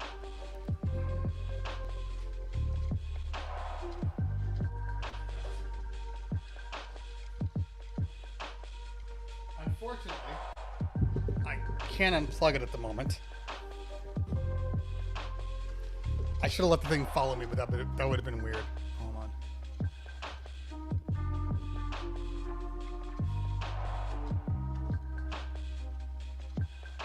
The reason why I'm using it for a video that I'm editing right now. Okay, let me just eject it real quick.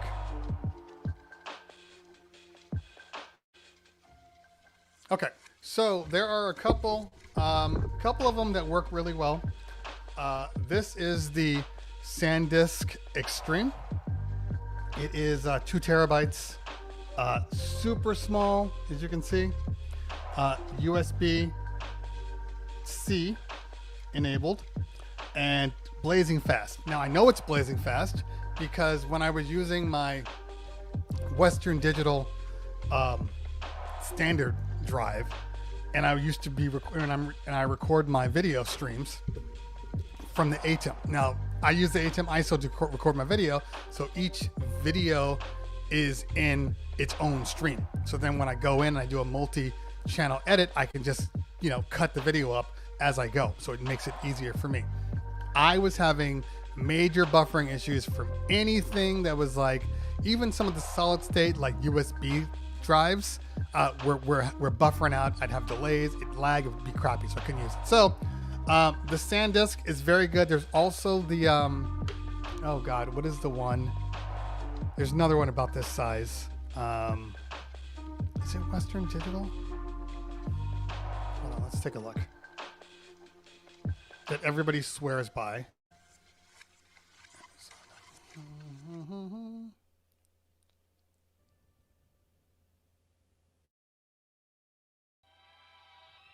Yeah, we're moving so slow right now.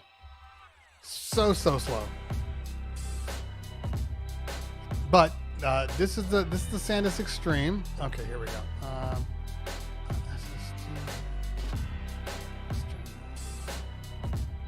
The other one people rave about is the Samsung. The Samsung, what is it? The T2, T1. Apparently, the T1 is a better life than the T2. Apparently, people were having issues with the T2 because of the security protocols they tried to put in the chip. That some people didn't love it, which I think it was the T7 that they had the problem with. Anyway, both the Samsung and the Sandisk. I bought the Sandisk because of the reviews were better, and I've absolutely loved this thing. And it's, I mean, look at the footprint. Fit on a keychain, for God's sakes. It's a very good one. Enjoy it. And it does the burst rate is excellent. Excellent. Okay.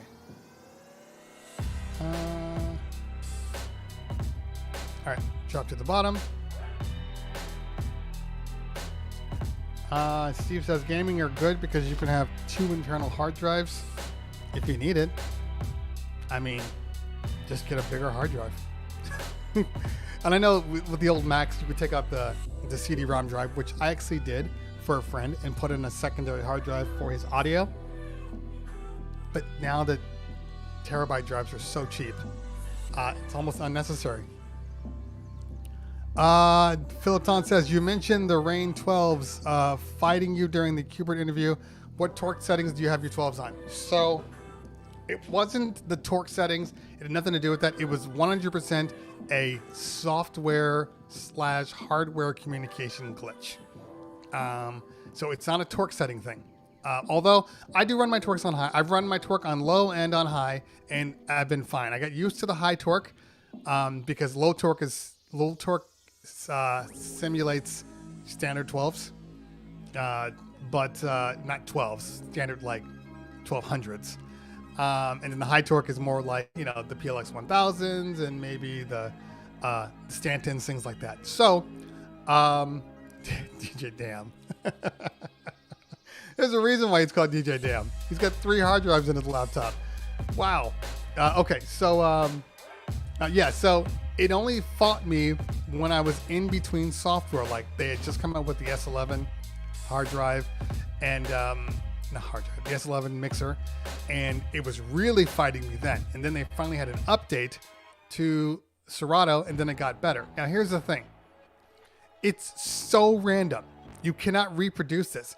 Every so often you'll just be scratching, you know, and then you'll try to do something and you'll feel the motor literally work against you for a second, and then you're fine again.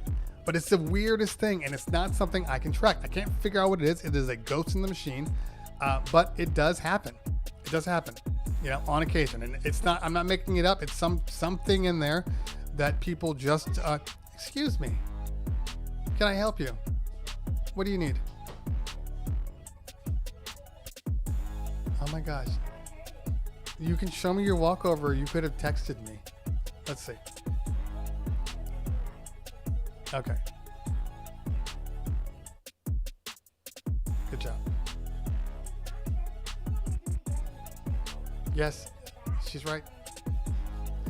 Okay, so you know when they end up going back to school full time, you know how happy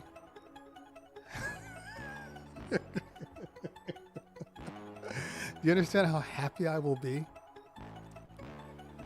I mean, now keep in mind, before quarantine, I had an office.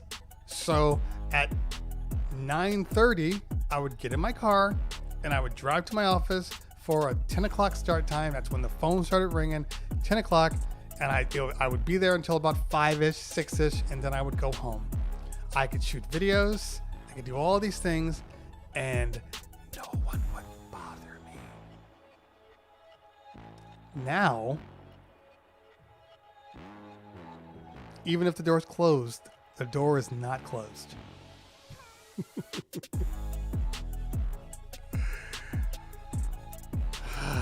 Lou Diamond's in the house. What's going on, fam? Okay, here's the funny thing about so damn, look, I'm the other guy. I don't do cash for video editing. I've never needed it. I've always done everything straight from the internal. And now, because I'm using the external here and I just plug it in and use it, now technically speaking, my computer is the cache and this is the outside one, but never used an external cache. Never used any. I just do it and it works just fine. You know, but then again, maybe that's why, you know, I buy super fast computers to not deal with it. Okay. Philip says, so weird considering getting 12s myself, but glad to be more inside on actual user experience. The 12s are, once you understand how the 12s work and those random glitches, it's actually a really good thing. The only reason why I don't have my 12s on here right now, by the way, I still have the 12s. They're sitting in a room that has to be cleaned out because my daughter's graduating from UC Santa Barbara in 2 weeks and she's going to want her room back. Her room is now storage. So I might bring the 12s back. I was going to let my son use them, but then my son has been getting into trouble a lot. So he won't be using the 12s for now. He won't be using much of anything for now. So I might pop them back up here. They are like good. They're good. No issues with them.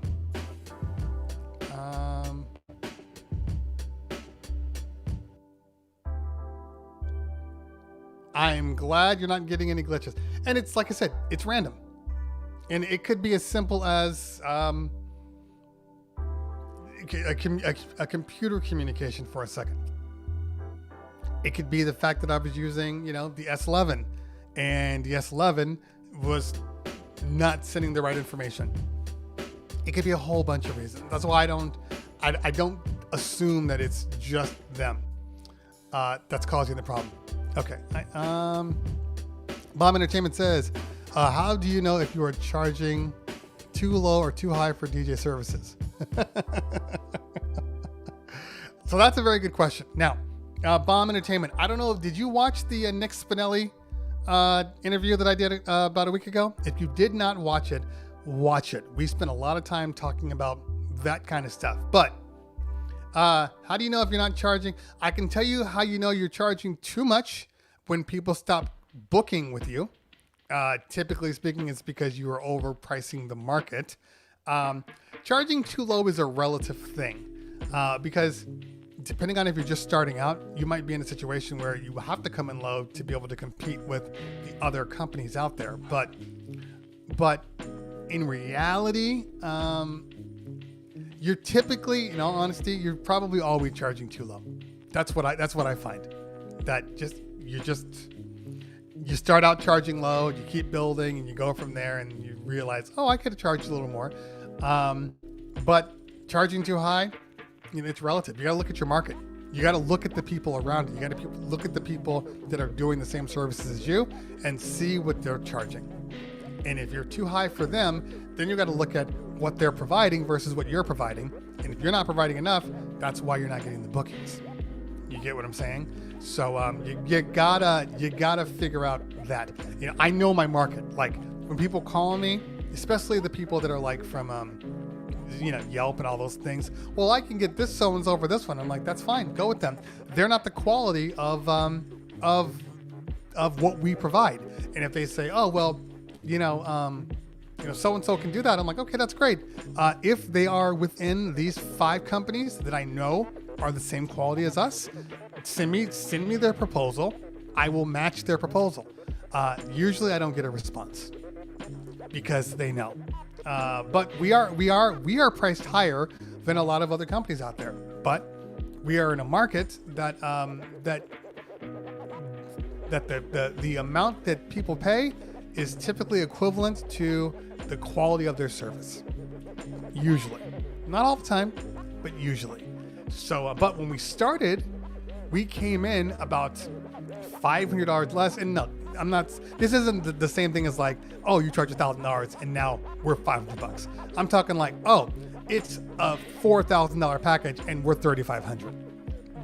We're talking differences here, if you understand what I'm saying. So we came in lower, and people were pissed off. And it's like, look, we're the new guys. If we're charging the same price as you, why would anybody book us, this unknown company? People need to be able to take risks, and the only way they'll take risks if they can see a discount of some kind. So we started out lower, and then every year, we raised our price, and now we are probably one of the higher ones. But our quality is what our prices stand by.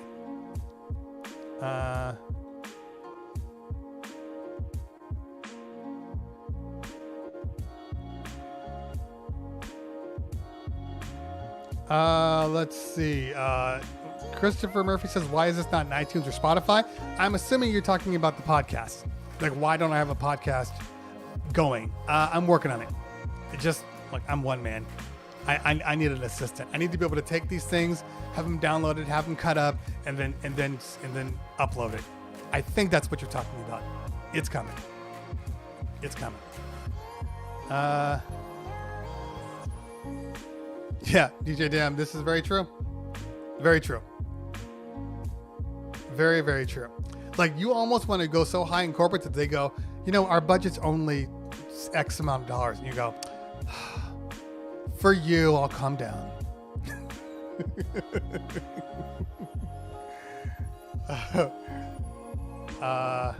Thanks, Mike, by the way, for the congratulations. Appreciate that. Yeah. And somebody's in hot water, and it's not me. It's the joy of being uber talented and having everything come easy to you, and then not doing the things that you're supposed to do because everything's coming easy to you. So that's where we are. I think every 14-year-old kid goes through that, where they just start acting stupid. I did it. I went from like 14 to right before 16 that I acted stupid. So it's not unheard of. Like, it's not unexpected. Okay. All right. Ben Bamboo. With your connections to big DJ equipment companies, please let them know DJs want another notation playing turntable a la the Reloop Elite Investex Classic Controller 1 turntable. Okay. Ben, here's the thing. What you're describing is a very niche product. Okay. People like the notations, but that's not the major selling point for turntables. So in order for them to make something like that, they need to be able to see that people are going to buy it. And I think people have looked at Reloop as the example. Are people buying the Reloops? And people are, but are they buying them in droves? Are they leaving their 1200s, mind you, with no MIDI, no electronic cool things in it? Just a 1200 that goes to pitch 8 and now to pitch 16. Not even pitch 50.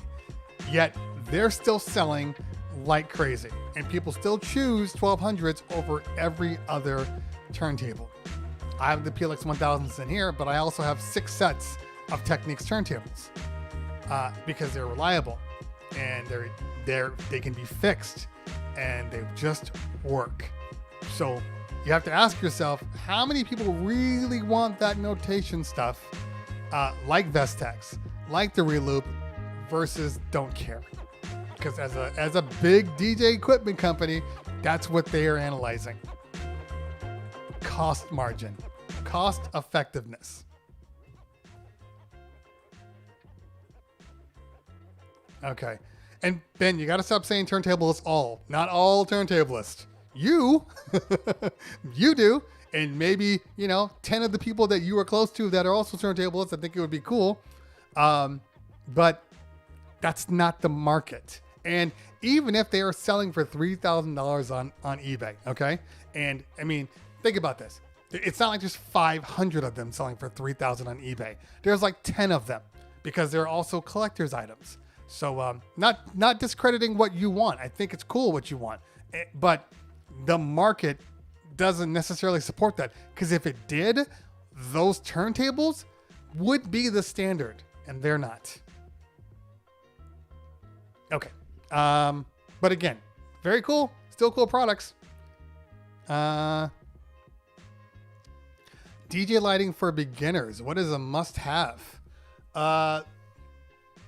Must-have. Color washes.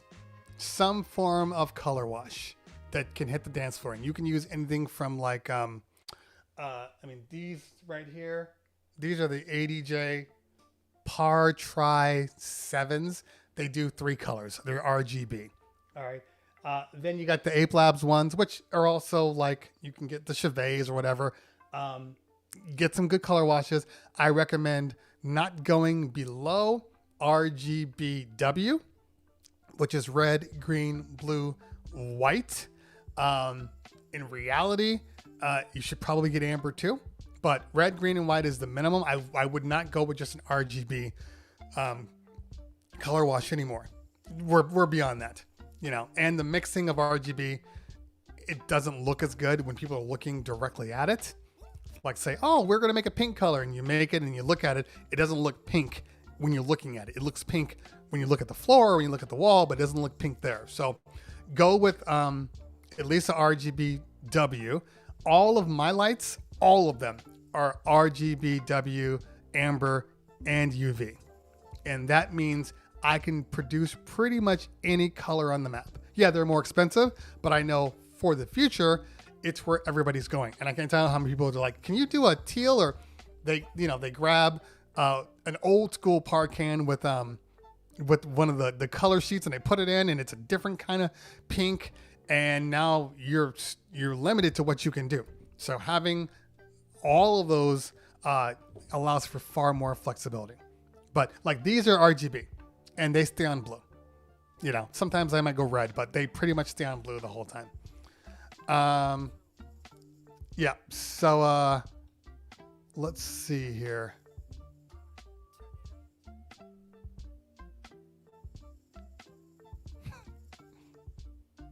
I'm sorry, I'm just reading comments.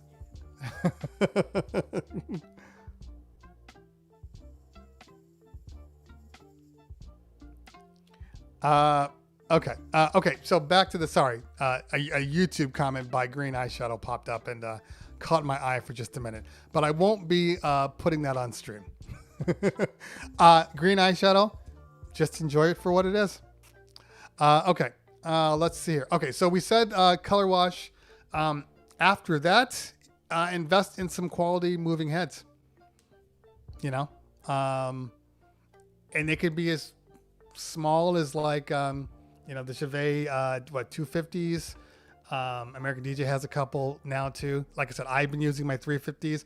They are about 10 years old, and they still rock, and they're still some of the best lights I own. And anytime I look, and then I look at the wattage, because it's really, really important. The wattage of the light bulb coming through, because a lot of times you'll buy a moving head and then it'll have like a 30 watt light in there, which is not lighting up crap. The 350s and above have 75 watt lights. So I can shoot a gobo with the 350 and it's perfect. But that means it's going to be super bright on the dance floor also. Let's see here. Philip Tan says Rob Swift is not asking for new turntable features. Yeah, exactly. And we're gonna have Rob and his girl on the channel at the end of the month. So that should be a good time too.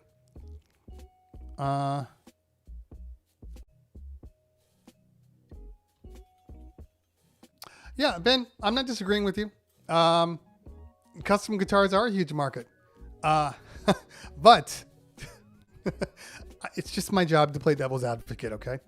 Custom guitars are a huge market for that market. That doesn't mean it's a huge market. It just means that there's a number of people that want custom guitars. But if you start a custom guitar business, there's not necessarily going to be people that are going to be purchasing your custom guitars. You see, bigger companies like Fender, they're going to have custom guitars, but that's not where they make their money. They make their money on the $300 Fenders they sell out of the box, made in China, because they used to be made in Mexico. Like, I actually have a Fender Strat Gold Sunburst made in Mexico, and I love it to this day. Love it to this day. But then they changed their production. They had it shipped other places. Now they're cheap. They're cheaper made. But yes, those are what they're selling. If you were to look at any DJ company right now, probably the top selling ones are the PLXs versus 1000 versus 500s. I guarantee you there are thousands and thousands of new DJs that own PLX 500s because they thought that they wanted to be a DJ and that was a cheaper access point. That DJ in a box, remember the DJ in a box? They had like 2 crappy turntables and a crap mixer. That thing sold like crazy. They made so much money on that. But I understand what you're saying, Ben. Completely understand. I agree with you. But right now, that's just not where the market is. It's like movie theaters right now. Everybody's making superhero movies. Why? Because if you want to make a custom movie, a movie that's not a superhero movie, it's hard to get people to get in the theaters. So it's just different. What's your opinion on Chinese knockoffs? My opinion, hold that thought.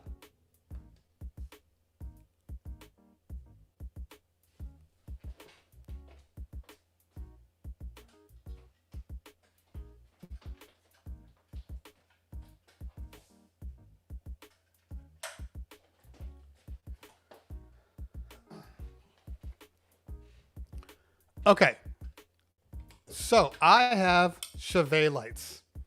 I have the $400 per light Chevet Freedom Par Hex.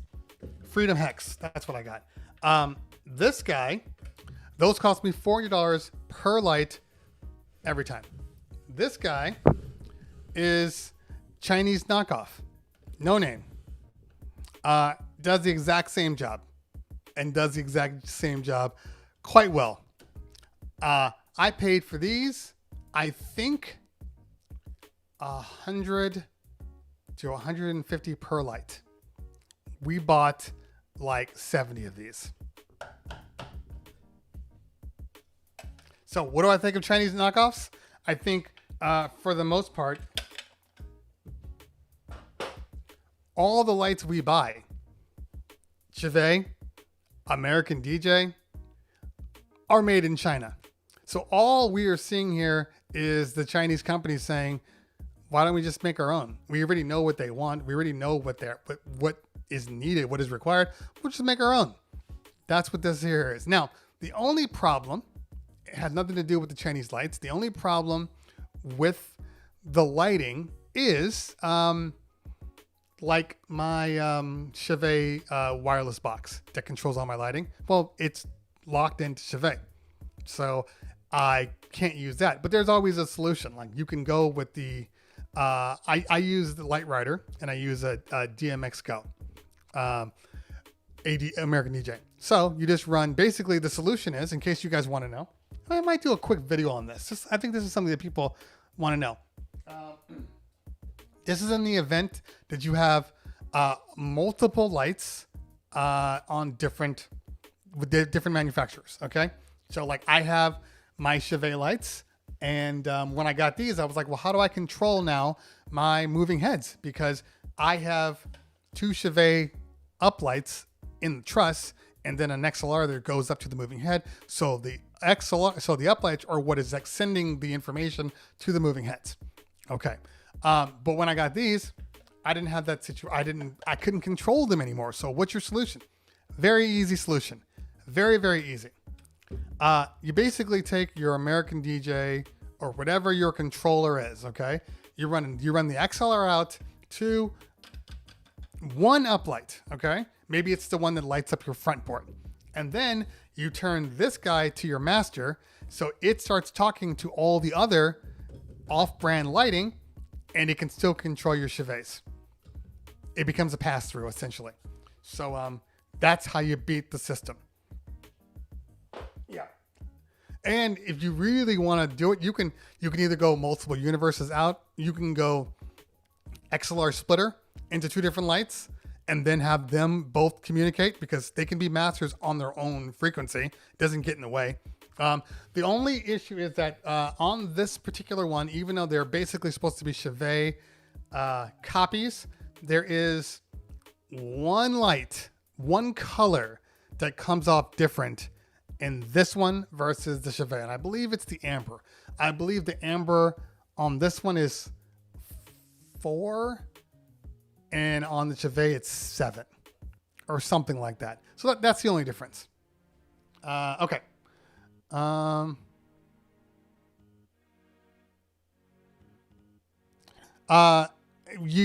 got to find the right place. You got to find the right companies.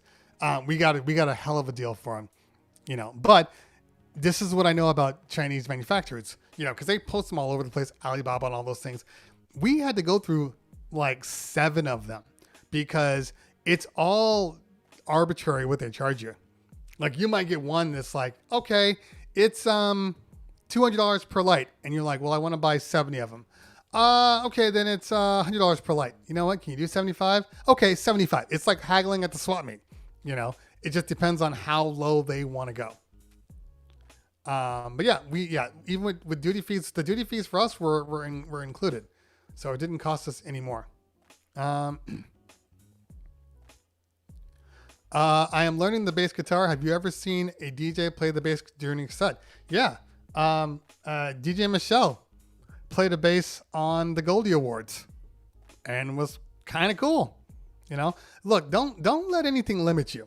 If you play bass, if you play guitar, if you play the damn flute, let it be a part. Let it be a part of your shtick. You're the bass playing DJ. That's super dope. Don't let anybody tell you different. You do you. Bobby G, what's going on? Chris. So Christopher Murphy said, do you think DJ furniture is a good investment?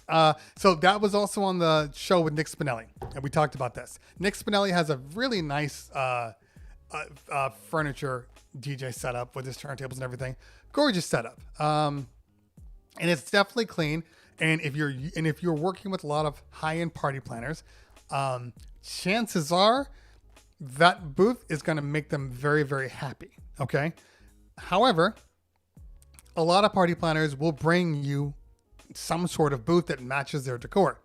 Like every time I have an event because right now it's like all party planners, but every time I have an event, they're like, oh, don't bring your booth. We have.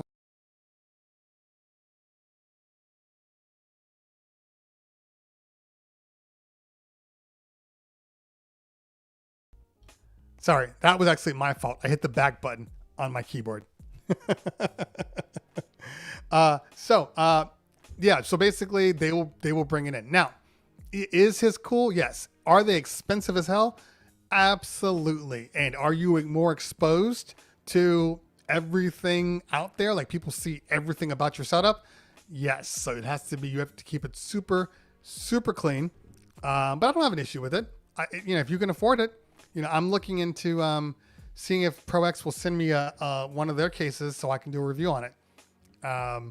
Because they're expensive. I know there's the Bun booth. There's the one that there's Bun booth. There's ProX booth. There's one more out there, and I can't think of the name right now. Okay. let's see here. Bobby G says, what is the best way to live stream, on smartphone or webcam? Both. There's no issue with either one. Your smartphone, which can also act as a webcam, mind you, is very good. Just in general, it does a really good job. So you shouldn't have a problem with that. This is smartphone cam. If I turned on my Epoch cam, you can see the difference. This right here that I'm using right now is the Ozbot. Get it to trigger me again. That tracks me. This is a webcam. But use whatever you got, man. This also has a low light setting. I'm going to use this weekend if I can, if the streaming works, to see how it holds up. But yeah, your phone is going to be cheaper than buying a webcam, and all you need to do is make sure that your USB is there. But you can run it Wi-Fi too. Like I've run my iPad Wi-Fi. I've run the USB tends to work a little better. Plus, it's charging your phone. If you go Wi-Fi, you're sucking the life out of your battery. But use whatever's available to you. Okay. Soul Therapy says, do you think you can trust buying a controller on Alibaba? Buying what kind of controller on Alibaba? Like a DJ controller? Like a DDJ 1000 knockoff? No, I would not do that. I wouldn't do that. You know, but that's just me. But let me know what controller you're talking about.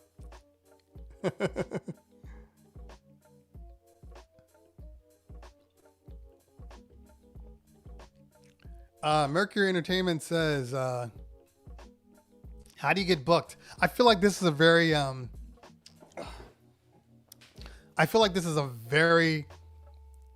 typical question. A lot of people ask this question. How do you get booked if you're an up-and-coming DJ? How do I make a name for myself? I tell people the same thing every time. The most important thing you can do as a DJ, as a new DJ, is start to develop a rep with your friends.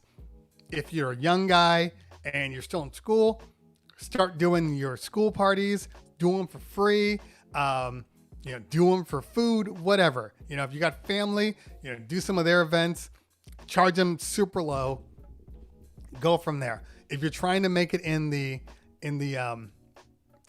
bigger industries, again, family, friends, word of mouth. Try to develop relationships with party planners, especially new ones that are up and coming.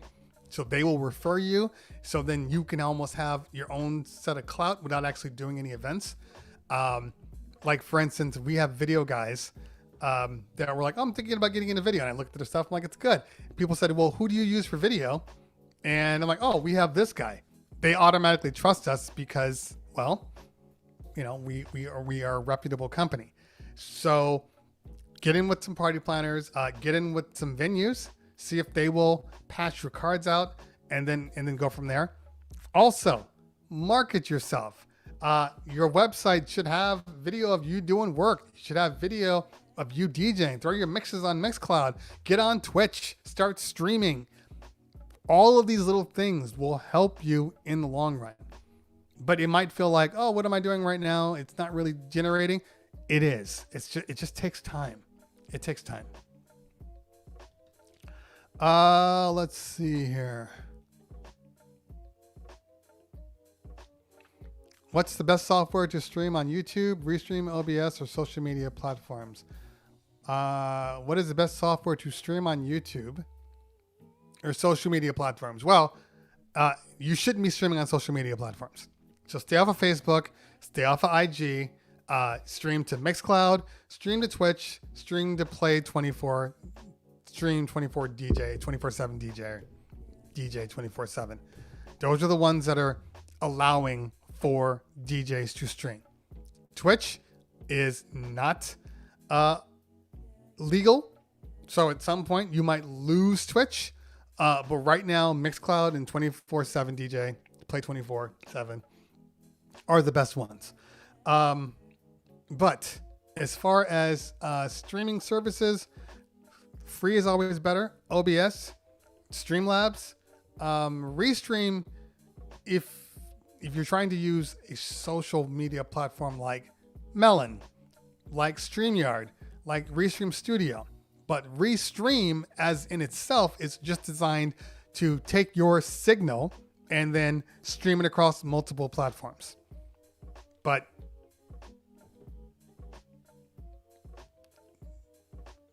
I don't use Restream anymore. Okay. Let's see here. What's the best way to become a roadie for a DJ company, and what is something they look for in a person? These are really specifically particular questions. Okay, the best way to become a roadie is to ask, hey guys, I'm interested in being a roadie. I work for cheap. You need somebody to help you move equipment? Yes, we do. Hey guys, I'm looking to be a DJ. Because look, okay, can I tell you one thing that pisses DJ companies off more than anything? It's people that come in to learn the business and then they go off and start their own company. It's okay to start your own company, but if you're interning with the company, you better give them a little time before you go off on your own. And there's nothing worse. I've had people learn about DJing. You don't want to work for me though. You just want to learn free stuff. That's a difference. That is a difference. So if you are interested in DJing, find a company that will train and then learn, stay with them for some time. Give them the value added that they gave you. You know, they taught you to DJ, return the favor. You're still going to get paid. It might not be yours, but you're going to get paid. And now everybody's winning. You've reciprocated. You get what I'm saying? There's absolutely nothing worse than people just trying to take free shit. There's nothing worse than that. Let's see here.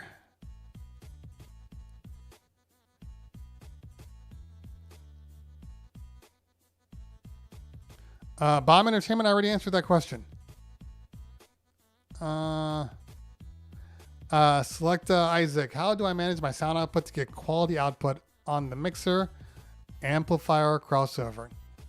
I think you need to learn about a little bit about live engineering. If you have a speaker output, a mixer, a crossover, and an amplifier, and you don't know how to use them, you got to learn how to use them quickly, because that is a recipe for disaster. You know, you can use a crossover wrong, which is why I recommend the drive racks, because they kind of dumb down the crossover, but make it designed to be optimized for your equipment. But it's an audio chain thing. Okay. Bottom line, audio chain. You don't want to be peaking on any piece of the chain. All right. So you want to get your levels at a reasonable level with some headroom on your mixer. And then, that's going to, well, at least your mixer. And then that's going to fall into your crossover, which then your crossover is going to take off some of the frequencies in the low end on maybe your subs, or not low end on the subs, take off the low end on the highs, meanwhile taking out the high end off the lows, and then all the way down to, from that point, your amplifiers, and then making sure that your amps are not peaking. So it's a whole audio chain that you have to follow. Start from the top and the bottom. And obviously, you got to learn your gear. Spend a little time truly learning your gear, learning about audio engineering. It's key. You know, people always say, why is your sound so good? It's because I know what to listen for. I know what to hear. Learn your stuff. Please, for me, learn your stuff. Okay. Let's see here.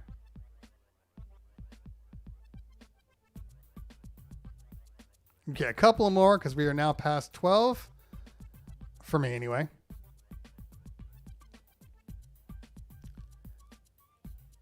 Okay, all right. Ben Bamboo says, do you know if FaZe solved their issue with drifting? Yes. Where are you guys? Ben, are you following me? Are you following me on YouTube? If you're not, hit that subscribe button on YouTube right now. Go into my Terry's DJ Gear Review playlist, and there is a video on Phase where I talk about it. But yes, they have fixed their drifting. But yeah, follow me on YouTube. Literally, I talk about this kind of stuff. And it's much better. I DJ on Twitch all the time, and I use Phase all the time, and I'm very happy with it now. Okay, let's see. Oh, that's funny. That's funny.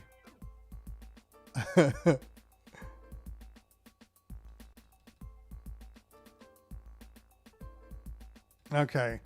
What about software to live stream on like OBS or Prism? And I think somebody asked about Mix. What is that? What is that called? Mix something. I can't remember what it's called right now.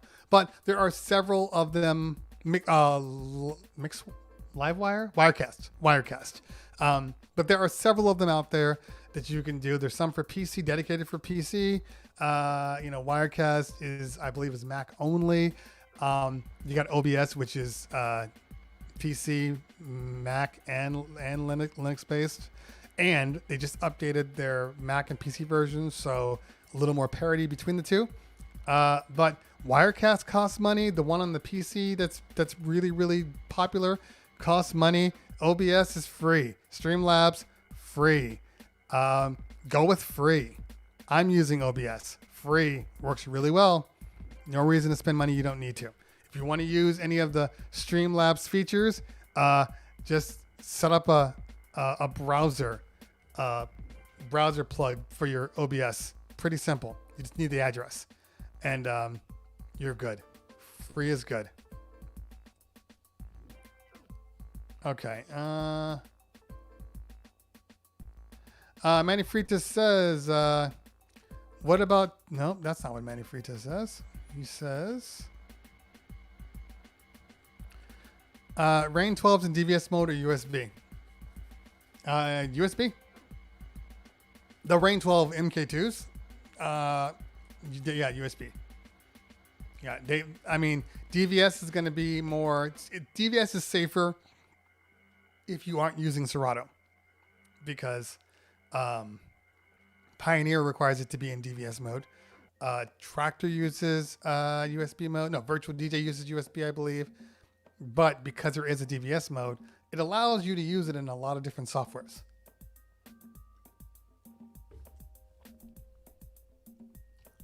Okay.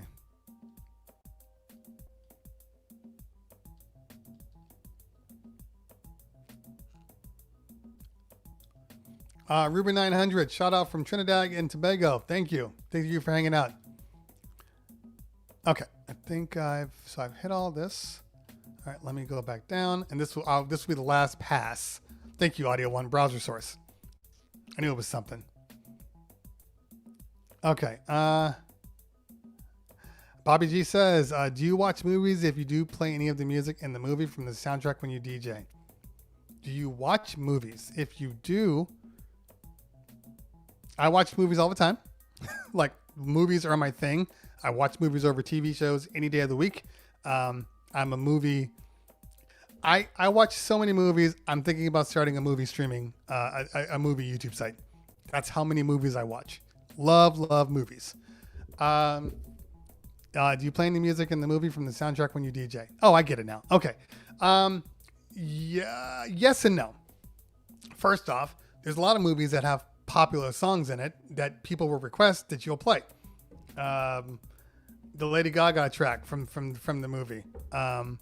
That's huge, so I had to play that on a party recently. I play a couple of tracks from Into the Spider-Verse because that soundtrack is absolute fire. I don't think a lot of people know Into the Spider-Verse, like how good that soundtrack is. It is amazing. So I do play that one. If I'm streaming, my normal stuff, I play everything. I play literally everything. On a party, I'm not going to play something that maybe people don't know because that's kind of a recipe for disaster. Unless You know, it's like, you know, Mamma Mia or something.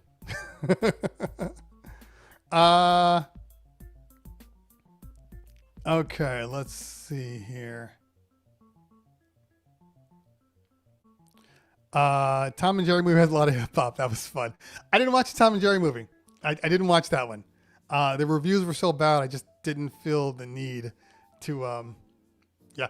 Okay, so somebody said, yeah, Mixed Master G now said, Into the Spider-Verse is also a great movie. Guardians of the Galaxy soundtrack is dope. Yeah, it's dope, but come on. They're tried and true classics. So yes, that's a little different than somebody making original music for a movie and then you playing that music. You can play Guardians, you know. I mean, we just watched Cruella with the kids, which is actually a good movie. And it had like all the classics. So it's definitely one that works. Okay. Happy is from Despicable Me. I'm not saying that you can't. I'm saying that yes, certain songs transcend movies and you can play them. But let's say you were listening to Happy and you were like, huh, this is a good track. I wouldn't recommend, if people didn't know the movie, you dropping Happy in the middle of a dance set. Like, I think that's, you know, DJ suicide. But, you know, but you want to play it during cocktail? You want to play it during eating? Different story altogether. Yeah. And again, look, movie musicals are different too, you know? Like, I can drop a Hamilton track and people are like, oh, I love this. You can drop a Grease song or something like that. Those are anomalies. I think he's talking about like a regular movie with just a good soundtrack, you know, which are a little different. Blues Brothers, again, classic tracks. Okay, let's see here. All right. I've been using TikTok to stream my DJ sets and there's no copyright issues. Will you consider switching to DJ? I found that I get more viewers and donations on there. This is a very, very, first off, I don't have an iRig, so, I'd have to even see what I'd want to use for that. I don't know. You do get more viewers on TikTok. You get more viewers, period. Like, I can put my cat on a view and, you know, let me see. I had, as of like 2 weeks ago, like 3 followers, okay? Haven't been using TikTok. I posted my cat meowing loud. Meowing loud. All right, let's see what we got here. Where is it? TikTok. There we go. Meowing loud. All right. Let's see here. This video has gotten 600 likes. Where does it say it's viewing? 33 comments so far. And because of that, I now have 38 new followers. I posted a cat meowing loud.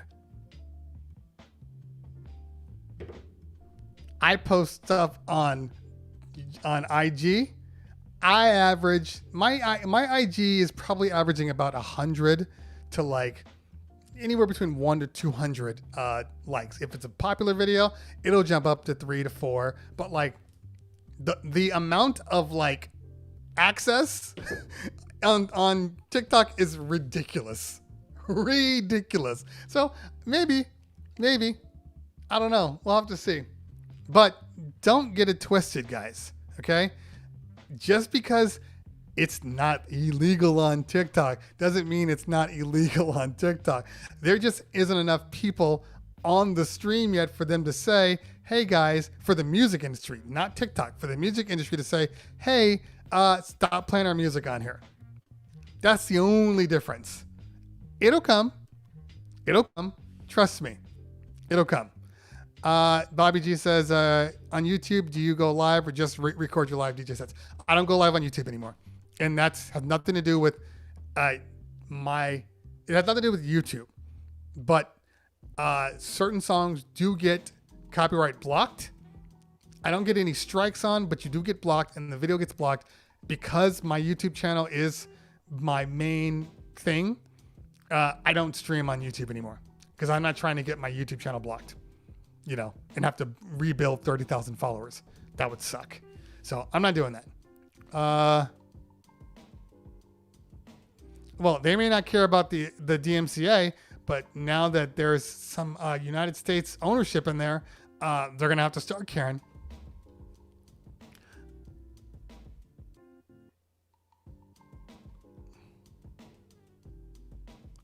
It has nothing to do with the buffering bomb. This has everything to do with my internet. It has nothing to do with Twitch or it's the internet. So I'm sorry you have to deal with this buffering.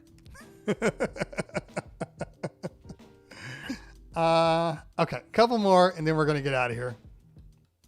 Okay, let's see here. Fresh Family DJ says, I use OBS to stream to it. I found a way to do it. And I have the most unique show on TikTok now, and I get around 1,000 views every show. I think it would work well for you. It's not about working well for me. It's just about it making sense, you know? And trust me, if there's a way to do it in OBS, trust me, I can find it.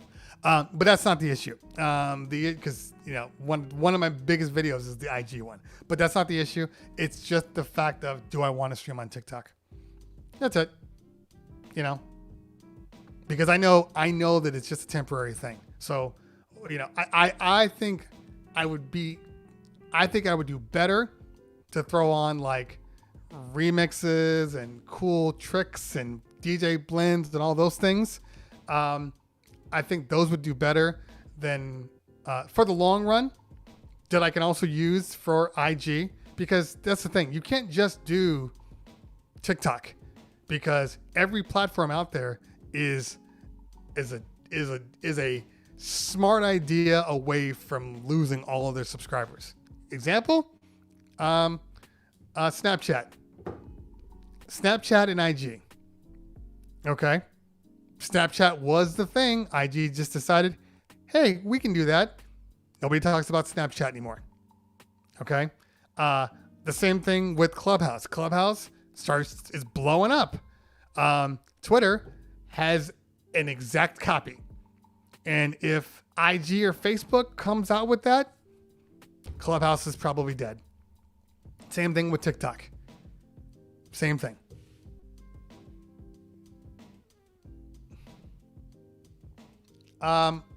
You can't monetize your videos if you play anybody else's music. Period. If you play like right now, this music, this is copyright free music from Epidemic Sound. I pay for a subscription every month, so I can play anything that's on Epidemic Sound. I don't get blocked. But if I play a song that gets flagged, not for copyright strike or anything, but flagged that it's owned by somebody else, then that song, they get all the money from my video. So let's say my video gets 30,000 views, like happened with my Beats Studio, my Beats headphone thing has like 200,000 views. Haven't gotten a dime from that because I used music in it that wasn't mine. So keep that in mind. Keep that in mind. Use your own music, and if it gets blocked, like I did, Fat Man Scoop, and I played his music on the interview with him, and it got blocked everywhere. So I couldn't use this, and I have to go back in, re-edit it, and then repost it. So use your own music. Trust me. It's one of the things I struggle with on YouTube and Twitch. You struggle with music. That's the number one thing that can kill your ability to make money.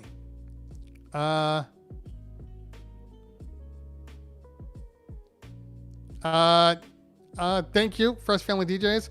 And to answer your question about which one is better, Serato, Virtual DJ, and Rekordbox are all fantastic. And so is Algorithms DJ if you're using Mac. Any one of them, if you would use them, you're going to learn it and be happy with. Serato is kind of, it's hard to say. It depends on the hardware you're using also. And if you buy a controller, whatever, it depends on that. Typically, people, I find that whatever hardware people buy and whatever the default software is, that's the software they typically stick with when they upgrade. But some people start off with virtual DJ and no controller at all. So that's the software that they take with them later on. I am partial to Serato because I started DJing digitally, not, I've been DJing for a long time, but I started DJing digitally with Serato first. So I'm just a little more partial to Serato. Okay. Is virtual DJ better to live stream with? I have no idea. I've never used virtual DJ's live streaming, but I know people do use it and they say it's great. That's hilarious. I might do something like that. Just completely go off the wall. Like, it's been blocked and then like have weird ass videos in between me doing things like, eating a bowl of cereal, like in the camera while the song is going. And then when it's done, go back to the thing. I might do something like that. Maybe. By the way, shout out to Audio One.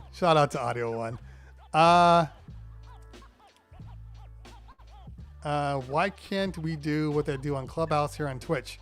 It's just a matter of time. It all depends on if Twitch is smart enough. I think Twitch doesn't know.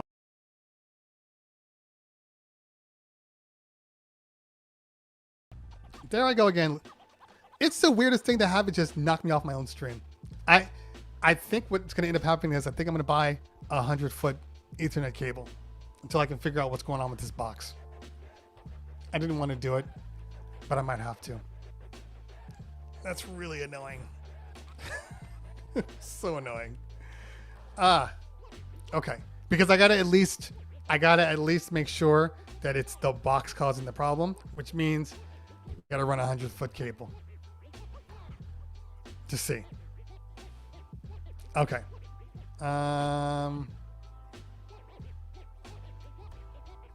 Yeah, maybe. Yeah, I don't know. I've never used it. I'm sure it's good. Serato's getting into the overlay business too. And all their stuff is free too, and their overlays are really good. So you can still use your OBS and be just fine.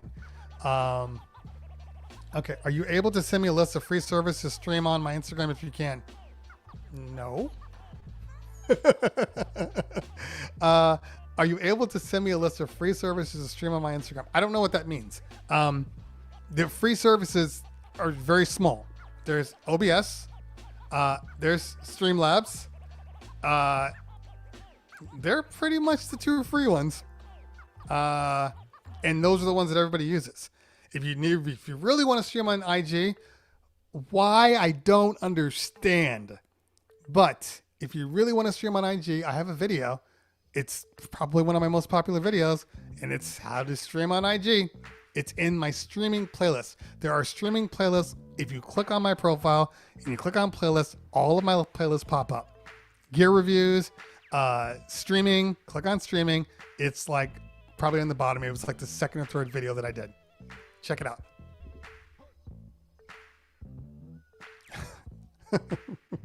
Thank you, Manny. You know I would have thought about that, right? It's not a network rebooting. Trust me. There's more to this. But thank you.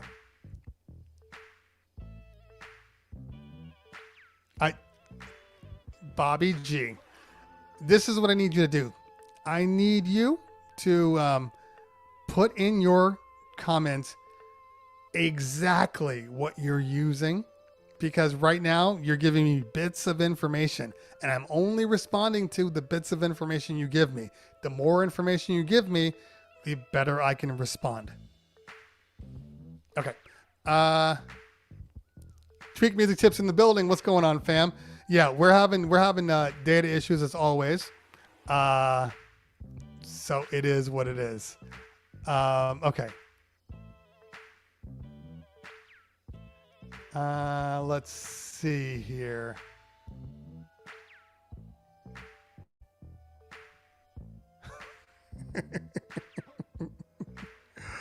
Tweak's got jokes. Tweak has got jokes already. Comes in hot, blazing hot with jokes. I prefer.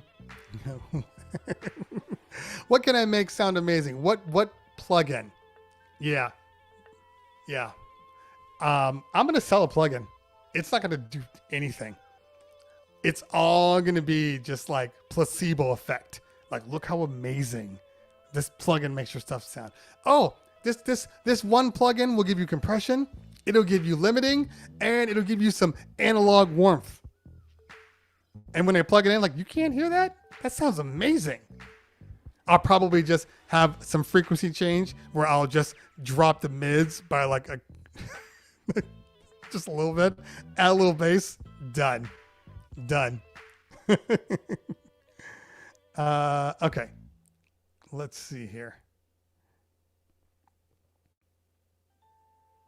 Okay. All right. Bobby, why are you doing all of these things? This is why you're paying for it. Because if you're using Virtual DJ, you don't need OBS. If you're using Play DJ and Mixcloud, you're just spending money. Nobody is on Play DJ. So my question is, why are you using Play DJ? Mixcloud, fine, I get it. It's if there's anything that's popular, it's that one. Yeah, man. I guess what's the reasoning? Mixcloud, I get it, fine. You know, you're gonna build a name on Mixcloud, go from there. But no, like nobody's on Play DJ. But OBS will do everything you need without having to use anything else. Okay. But you're spending a lot of money on streaming services. If anything, go Mixcloud and Twitch. If anything. Okay. Streamlabs and Stream Elements, two different things. Streamlabs is an actual OBS competitor. It's taking an OBS fork and they've made their own. Plus they have their own plugins too. Their own browser source plugins. Stream Elements is just what's the word I'm looking for? They're basically just plugins and automations to make your life easier for your OBS. Does Stream Elements have a PC version? They might have a PC OBS. I don't know because I don't use them. But they might have their own OBS for PC. Okay. Heinz says Pioneer or Denon. Yes.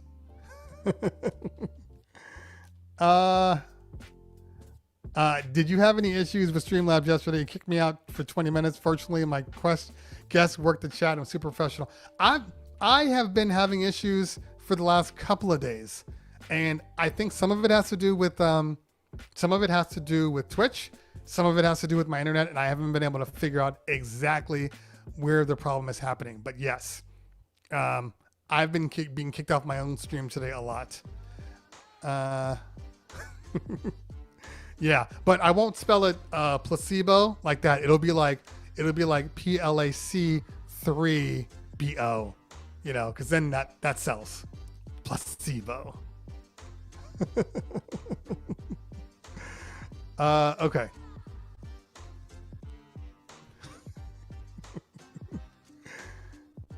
All right, let's see. A couple more, and then I gotta get the hell out of here. My son's getting his first real haircut in like a year. I've been cutting his hair. I've been doing a good job. I can do old school fade and stuff, but him and his big ass hair and everything. But I've been doing a good job. But now it's time to get his hair cut by our old barber. I'm sure he's raised his rates. Barbery. That's a word. Barbery is getting expensive. It used to be 10 to 15. Then it was like 20 to 25. I think the last time I dropped 30 on him, I'm sure he's like $35 down for a haircut. It's too much money. Too much money. So I can have more viewers to watch. That's why. Okay. All right. I'm gonna do some tough love, and I like you, Bobby, but I'm gonna do some tough love real quick. Okay. And I don't want you to take this the wrong way. Because when I'm talking to you, I'm talking to everybody, because there's a lot of people out there that say that statement, and I need to clarify some things. Okay. First off, you're probably in a position when you stream to multiple platforms that you're not focusing on a platform. You're doing all these platforms, so nobody's really getting all of your focus. Okay. But let's just say you're just DJing. Okay. You're not getting on the microphone. You're just DJing, playing great music. Viewers are just one portion of this. Okay. And I can stream. When I first started turning on, I'm streaming to Twitter, streaming to IG, I'm streaming to Facebook, I'm streaming to Twitch, I'm streaming to YouTube. And it's great that you have viewers, but that's not building a community. You know, you're just streaming to viewers. But if you want to have any type of success, you're gonna have to focus on something, which is why, even though my Tech Thursday show goes with YouTube and Twitch, my other shows, I had a show yesterday, Twitch only. Okay. And that's the focus. My focus is on Twitch. YouTube is secondary when it comes to live content. Now, when it comes to static content, YouTube gets number one. But just because you see numbers doesn't mean it's actually helping you. Okay. So a lot of people, they stream to Facebook and they're like, I don't want to leave Facebook because I go to Twitch or I go somewhere else and my numbers are lower. But the reason why your numbers are lower is because you haven't really focused. Twitch is secondary.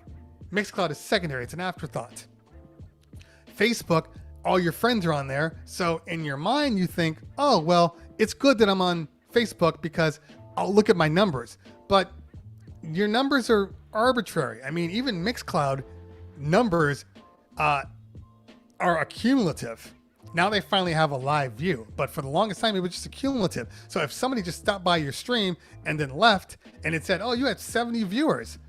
No, you might have had 70 viewers for 3 seconds each. So you gotta focus. Right now, you are separated way too thin, streaming to all these locations. And I get it. You're trying to stream to these locations because what if one fails? It's good to have a backup. I completely understand that. Or what if one blows up? It's good to have that. I completely understand that. I do. But I have found that you are stretching yourself too thin and you're actually doing a disservice to you, your ability to grow a community, and the people watching your streams. You know, because if you're just, I mean, I haven't seen your stream. Now I'm going to make it a point to check out your stream just to see. But, you know, how many viewers are you averaging on all your streams? You know, let me know. Anyway, like I said, just a little tough love.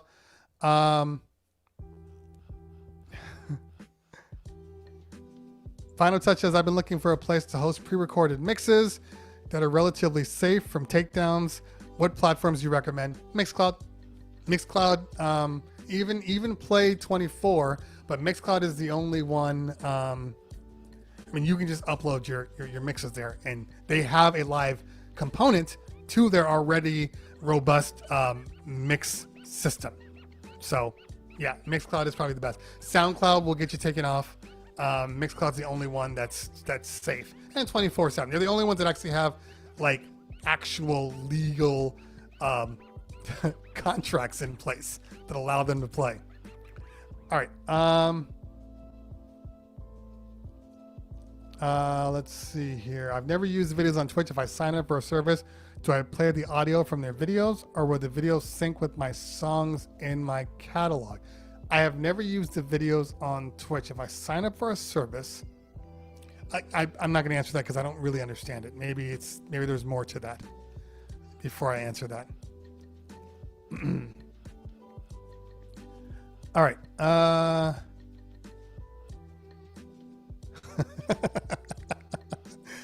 Hey, he's getting paid. The barber's getting paid.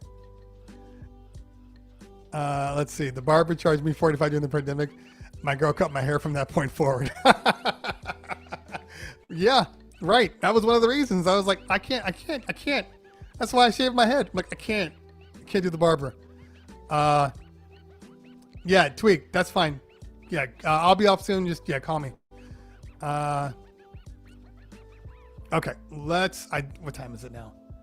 God damn it. I said I was supposed to be off at 12:10. That's been 40 minutes. Okay. Okay. Last question.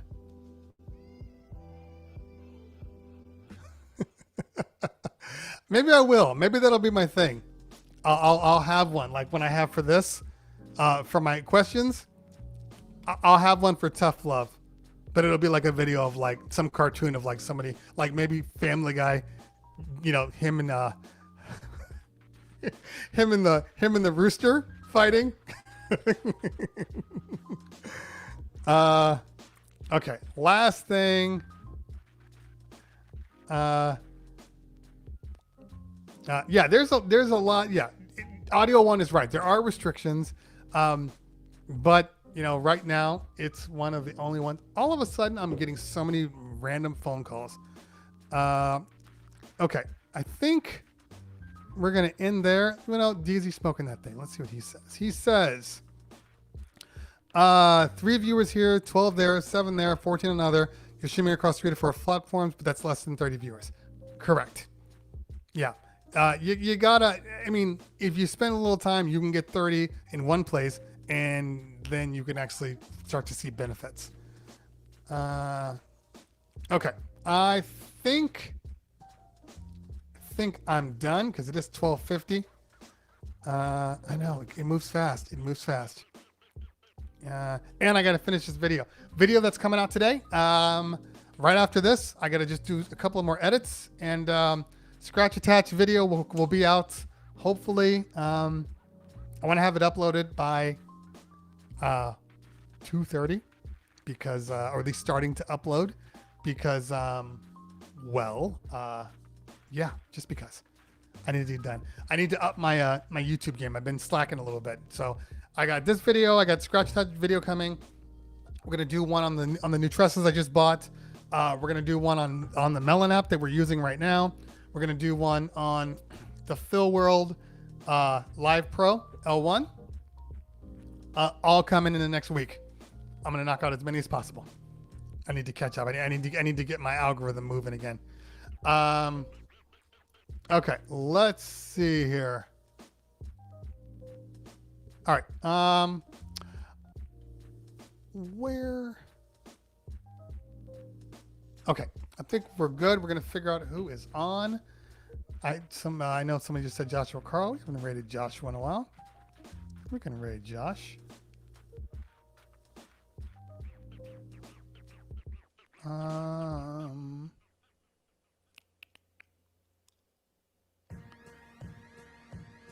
Okay. Yeah, let's Soul Train. Oh, but he's on a raid.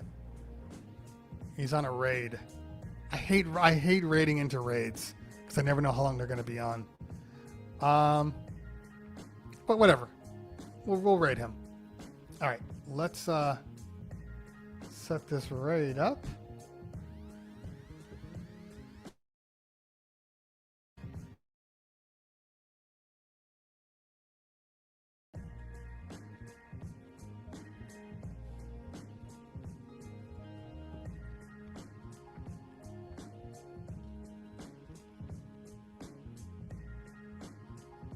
All right, let's see if OBS wants to work this time. Okay, good, it is moving. Top Billing says, do you recommend using a monitor speaker while DJing? I'm thinking about getting one. Any recommendations on what to buy? Yeah, there's a there's some video. Terry's Gear Reviews. Check the videos on the new Pioneer ones. They have some super small ones. KRK are good. The Yamahas are good. But check the video. It's in my gear reviews. So make sure you guys are subscribing to Cleveland Terry and go into the playlist. It's all broken out for you. I try to make it as easy as possible for you guys. That way you can, you can see what you need.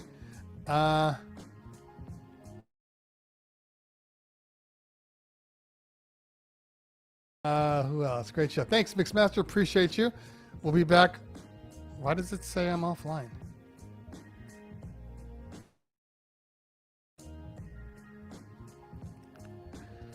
I swear, man, something's definitely happening with my stuff, and it's driving me nuts. So we will be buying a 100-foot cable later. All right, guys, we're out. See you soon. Wait, is it gonna let me talk a little more? We're raiding out now. All right, guys. So we'll see you soon. Enjoy your day. You might see me on Saturday streaming if the internet's good enough. If not, I'll be back on Monday. Monday, and then Monday nights I will be on the floor, but I'm DJing on Tuesday. All right, y'all. See you soon. Peace out.